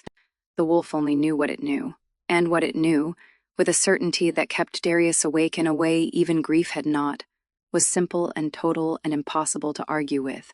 She is pack, she is mate, she is mine, and she is not here, and that is wrong. Not the child. That was what cracked him fully open, alone, somewhere in the third week. He sat with it and made himself be honest. The way he had always been honest with her, and never once with himself. And he found that when he reached for the feeling and asked it what it was not about the heir. He had told the council for a year that this was about the bloodline. He had told himself for 8 months that the night conversations were a kindness owed to the mother of his child. He had told Katrina in a corridor that what he felt was not the kind of thing a contract describes, and even that confession, he had kept carefully attached to the pregnancy, as though his feeling needed the child as a chaperone to be allowed in the room. It did not. That was the truth the wolf finally forced up through 11 years of stone. If there had been no child at all, if Katrina were simply a woman he had met at a council, with no clause, no clinic, no accident binding them, the wolf would still have chosen her. The man would still lie awake. The house would still be unbearably quiet at 3 a.m. He did not want the heir and the woman who came attached. He wanted her. He wanted Katrina. The fierce, impossible, exhausting honesty of her, the way she had seen through his coldness in a single night when no one had managed it in a decade, the way she had refused every easy kindness because she would rather be respected than comforted. He wanted the ordinary mornings. He wanted to be the arm's length of distance on her bad nights for the rest of both their lives. He wanted, after 11 years of arranging his entire existence around never wanting anything again, her. And he had let her go to protect himself, and called it letting her be free. The wolf had no patience left for that distinction. Neither, finally, did the man. He did not ride to the riverlands. He wanted to. Every instinct he had, man and wolf both, wanted to put himself on a horse and cross 3 valleys and stand in front of her gate. But that, he understood now, was the old shape of him again. The wall, the control, the showing up to manage the situation. Riding to her gate would have been one more man deciding what Katrina needed without asking her. So instead, for the first time in his life, Darius did the slow and undefended thing. He wrote to her, not a summons, not terms, not the careful language of a king. He wrote her a letter in his own hand, and he did not ask her to come back. And he did not mention the heir even once. He had finally understood that mentioning the child was the tell, the chaperone, the thing he hid behind. He wrote her a letter that was only about her, and the last line of it was the truest sentence the man had ever set down on paper. Down on paper. I let you walk out because I told myself it was respect. It was not. It was the last wall I had, and I hid behind it, and I am ashamed. You were never a correction, Katrina. The contract was the accident. You are the only thing in 11 years I would have chosen on purpose. He sent it. And then he did the hardest thing the alphaking had ever done, which was nothing, which was to wait, undefended, with no wall and no plan and no control over the outcome, for a woman 3 valleys away to decide. He was still waiting when the rider came. But the rider was not from Katrina. The rider was from the Riverlands Clinic, and the rider's horse was lathered to the chest, and the message was 4 words long, and those 4 words ended 11 years of Darius's carefully built stillness in a single instant. The labor has started. Complications. He did not finish reading the second line. He was already moving. The king who had spent a decade making sure he would never again be 3 valleys away while someone he loved was in danger, was, once again, exactly 3 valleys away. But this time he did not stand in a doorway. This time he ran. It was a hard birth. The doctors had used the word fragile about this pregnancy from the very beginning, and the very beginning had not been wrong. Katrina labored through a night and into the dark of the next one. The bloodline was as strong as her blood work had promised all those months ago in the clinic. And strength, in a thing being born, is not only a gift. Her body, worn thin by years of being leaned on by everyone, was being asked for everything it had left, and there were hours, that night, when the healers' faces did the thing that faces do. Darius arrived in the middle of it. They would not let him in. There was nothing for him to do, and a king pacing a birthing room helps no one. And so he did the thing he had spent his whole life never doing. He waited where he was put. He sat in a cold corridor outside a door, powerless, with no order to give and no wall to stand behind and no way to control a single thing happening on the other side of that wood. And he understood, finally and completely, what he had asked of Katrina for 8 months every time he had tried to manage her fear instead of simply sitting in it with her. This. He had asked her to survive this. The not being able to do anything, the just being there. He sat on the cold floor of the corridor, the way he had once sat on the cold floor of a washroom, an arm's length from her, the night he learned that presence is not the same as control. And he waited. He heard a great deal he would never repeat. He heard the healers' voices change, pitch, and change again. He heard, at the very worst of it, a stretch of silence so total and so long that the man who did not pray found himself doing something very close to it, on a stone floor, with his head in his hands. And then, a sound, thin and furious and absolutely outraged at the entire condition of being alive. A child's cry, and under it, beneath it, exhausted past anything, wrecked, barely a voice at all, but unmistakably her. Katrina, alive, swearing weakly at someone about something. Darius of the High Reach sat on the floor of that corridor and wept. Not quietly, not like a king. Like a man who had been 3 valleys away once before and had spent 11 years certain the world only ever gave that particular story one ending, and who had just, against all the evidence of his entire life, been handed the other one. They let him in some time later. Katrina was gray with exhaustion, propped against the pillows, fierce even flattened, even now, and in the crook of her arm, a daughter, small and dark-haired, and already somehow scowling at the brightness of the world in a way that was so precisely, so absurdly Katrina's own expression that Darius made a sound that was half a laugh and half something with no name. He did not go to the child first. Katrina noticed that. She was barely conscious, and she noticed it, filed it, The way she filed everything. The king crossed the room and he went to her, to the mother, to the woman, before he so much as looked at the heir his entire council had been demanding for 2 years. "You're here," she said. Her voice was a ruin. "I'm here. You didn't—" She had to stop, gather it. "You didn't try to take over. You didn't bring 40 people. You just—" "I sat in the corridor," Darius said. "I have never been so frightened in my life. And I sat in the corridor, because going through that door would have been for me, not for you. And I am trying very hard, Katrina, to finally learn the difference." She looked at him for a long moment. "I got your letter," she said. "It came the morning before this started. I read it 4 times. Darius did not breathe. "I haven't answered it," she went on, "because then this happened. And there hasn't exactly been—" A weak gesture at the entire wreckage of the longest night of her life. "But I'm not going to answer it here. Not like this. Not in a birthing room where you're frightened and I can barely sit up and we'd both just be relieved at each other." Her jaw set. Even now. Even gray. "If you have something to say to me, Darius, you're going to say it where it costs you something. Same as you made the contract cost me nothing and the leaving cost me everything. I'm done with the cheap version of everything. Including this." It was, even half dead, the most Katrina sentence she had ever spoken. And Darius, looking at her, at the daughter, at the woman who had nearly died and was still, refusing to let him have anything the easy way, felt something settle in him that was not the wall, and was not grief and was not fear.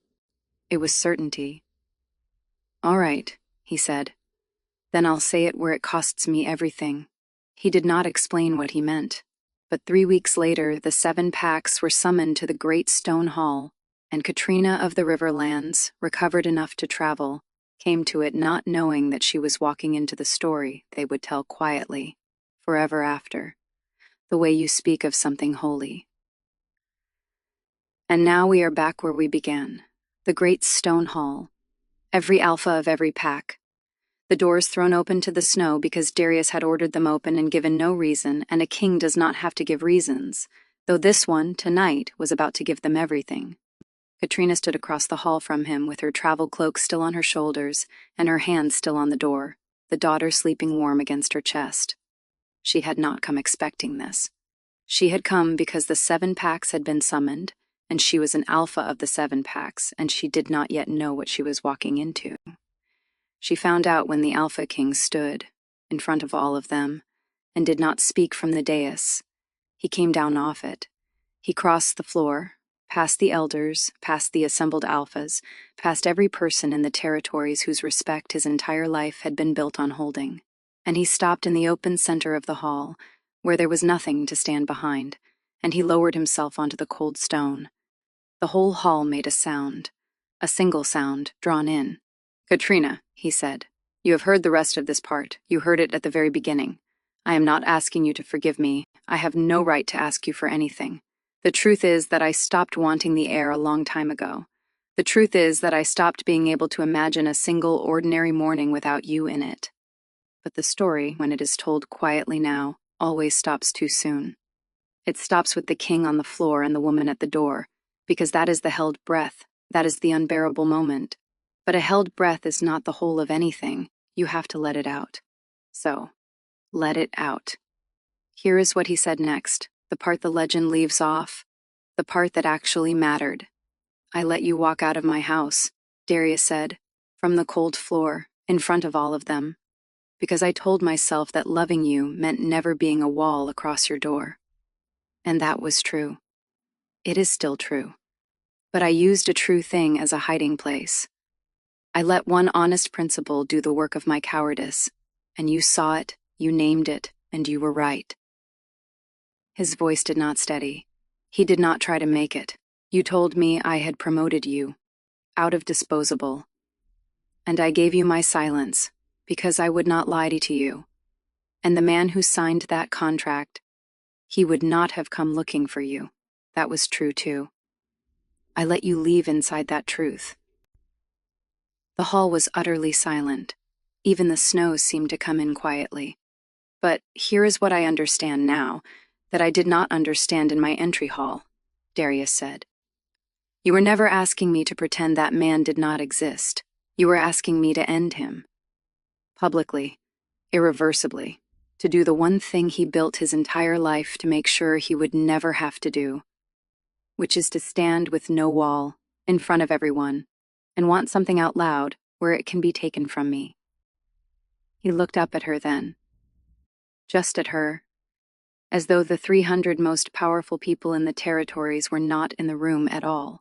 So I am ending him, in front of the only audience whose opinion that man ever cared about. His jaw worked. I do not want an heir, Katrina.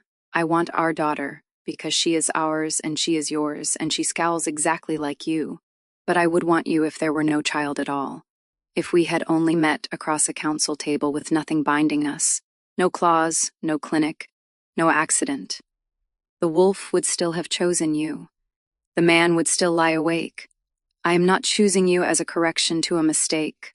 I am telling all of them on this floor that you are the only thing in 11 years I would have chosen on purpose, from the beginning, with nothing forcing my hand. He drew a breath. You said you deserve to be someone's first choice. You do. And I am sorry beyond anything I have words for that I am 8 months and 1 contract late in saying it. But I am saying it now, where it costs me everything, the way you told me to. You are my first choice. Not the upgrade, not the promotion. The first. If I could go back to the entry hall, I would still let you walk out free.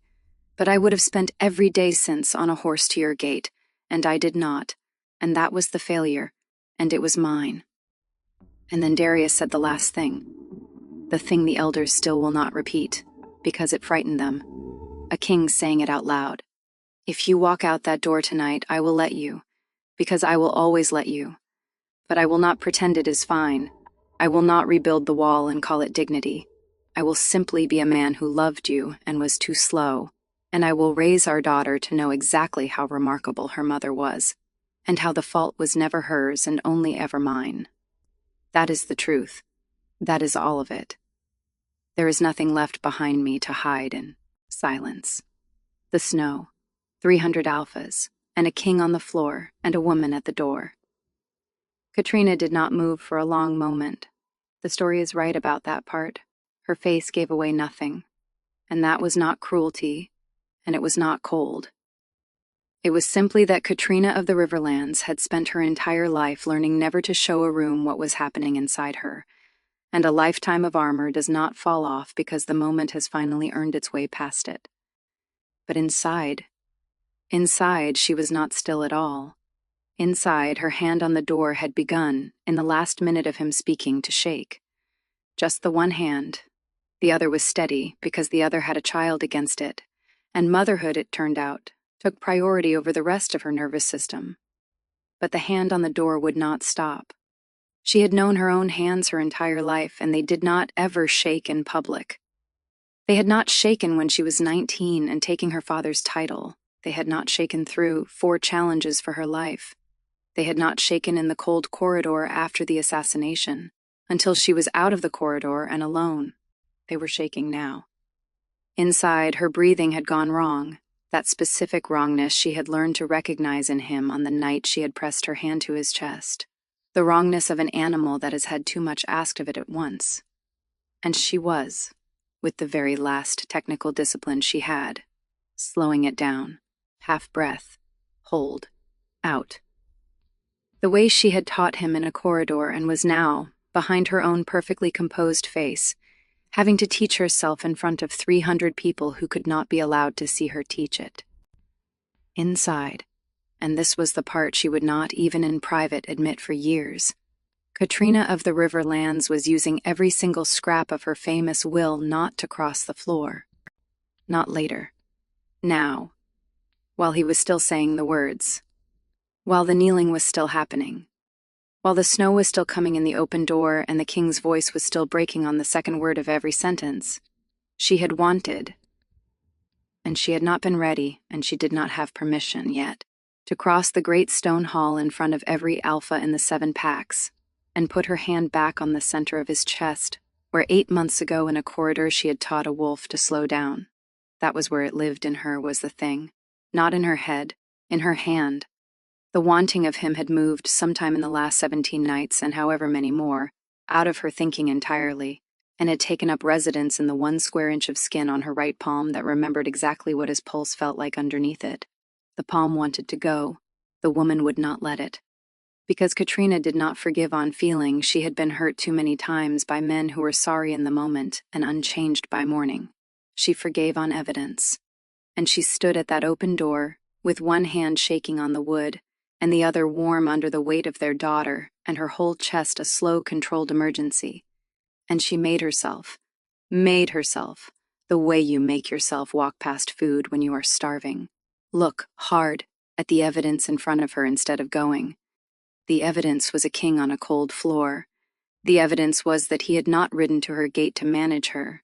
He had written, and then he had waited, undefended, the one thing the old Darius could never do. The evidence was that on the worst night of her life he had sat in a corridor instead of taking over a room, because he had finally actually learned the difference between protecting her and overruling her. The evidence was that he had not gone to the child first, not in the birthing room, not in this hall. Every word tonight had been her, the woman, the person, the heir mentioned only to be set aside. He had finally stopped using the daughter as the chaperone for his own heart. And the evidence was the thing he had just done in front of 300 people. He had not asked her to believe the first Darius never existed. He had executed him. In public, on the stone. Exactly, precisely, the thing she had needed and had not had the words to ask for in the entry hall 8 months ago. It was enough evidence.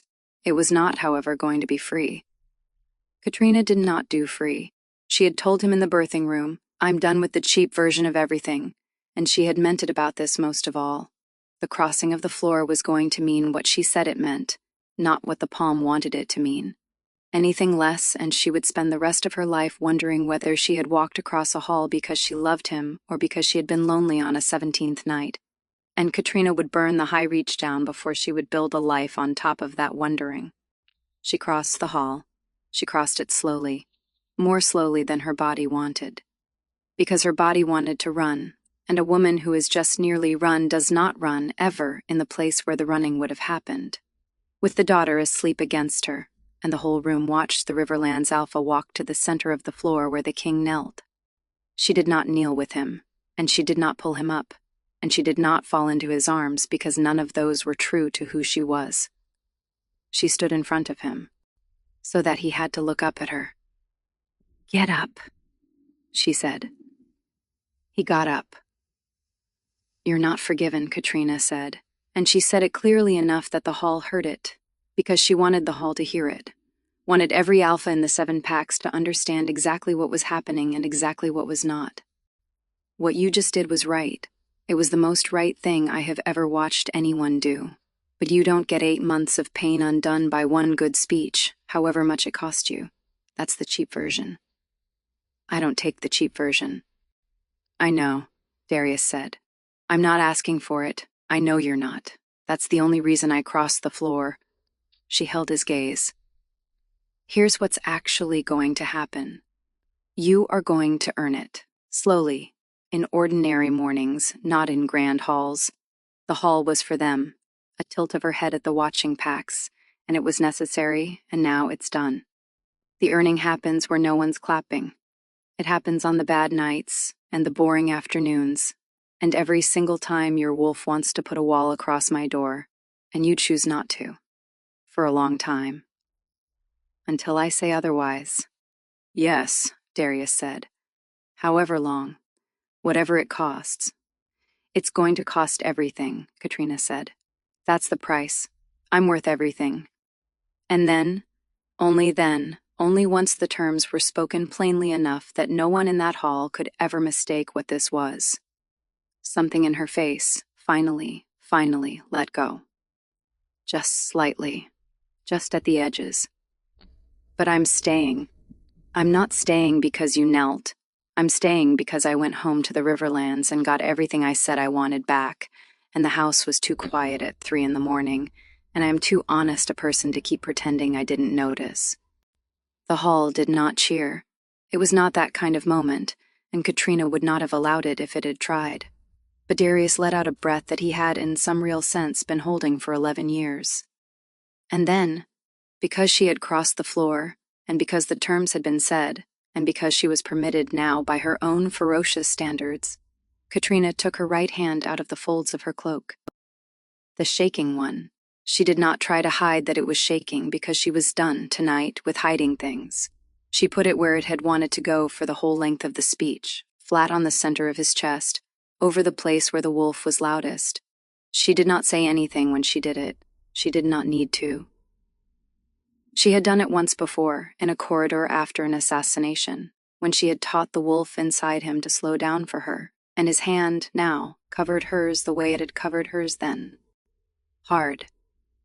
Anchor, not restraint. The hall, which had not yet thought to look away, looked away. It was not a thing for them. The kneeling had been for them. This was not. This was the small private thing that happens between two people who have learned, the hard way, that the body keeps records the mouth would never sign for, and that was theirs, and the 7 packs, with whatever decency the 7 packs had, gave it back.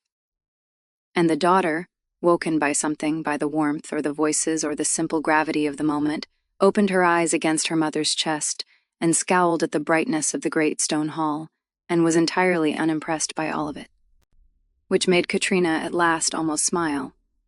They did not become a perfect thing overnight. I want to be honest about that, because Katrina would want me to be, and because the cheap version of an ending would betray everything the two of them bled for. The earning was real. She had meant it, and he had meant his yes, and so it happened the slow way. In the unremarkable hours, the way she had said it would. There were mornings it went well, and mornings it did not. There were arguments. Katrina did not stop being stubborn and proud and difficult to hold, and Darius did not wake up one day suddenly fluent in a tenderness he had spent 11 years refusing to practice. His wolf still wanted sometimes to put a wall across her door, and the difference, the whole difference, the thing she was actually watching for, was that now he noticed himself wanting it, and named it, and chose her freedom over his fear. Again, and again, and again, until the choosing wore a groove, the way her loyal right hand's loyalty had once worn its way from a fist into an open hand. That is what trust is, it turns out. Not a feeling.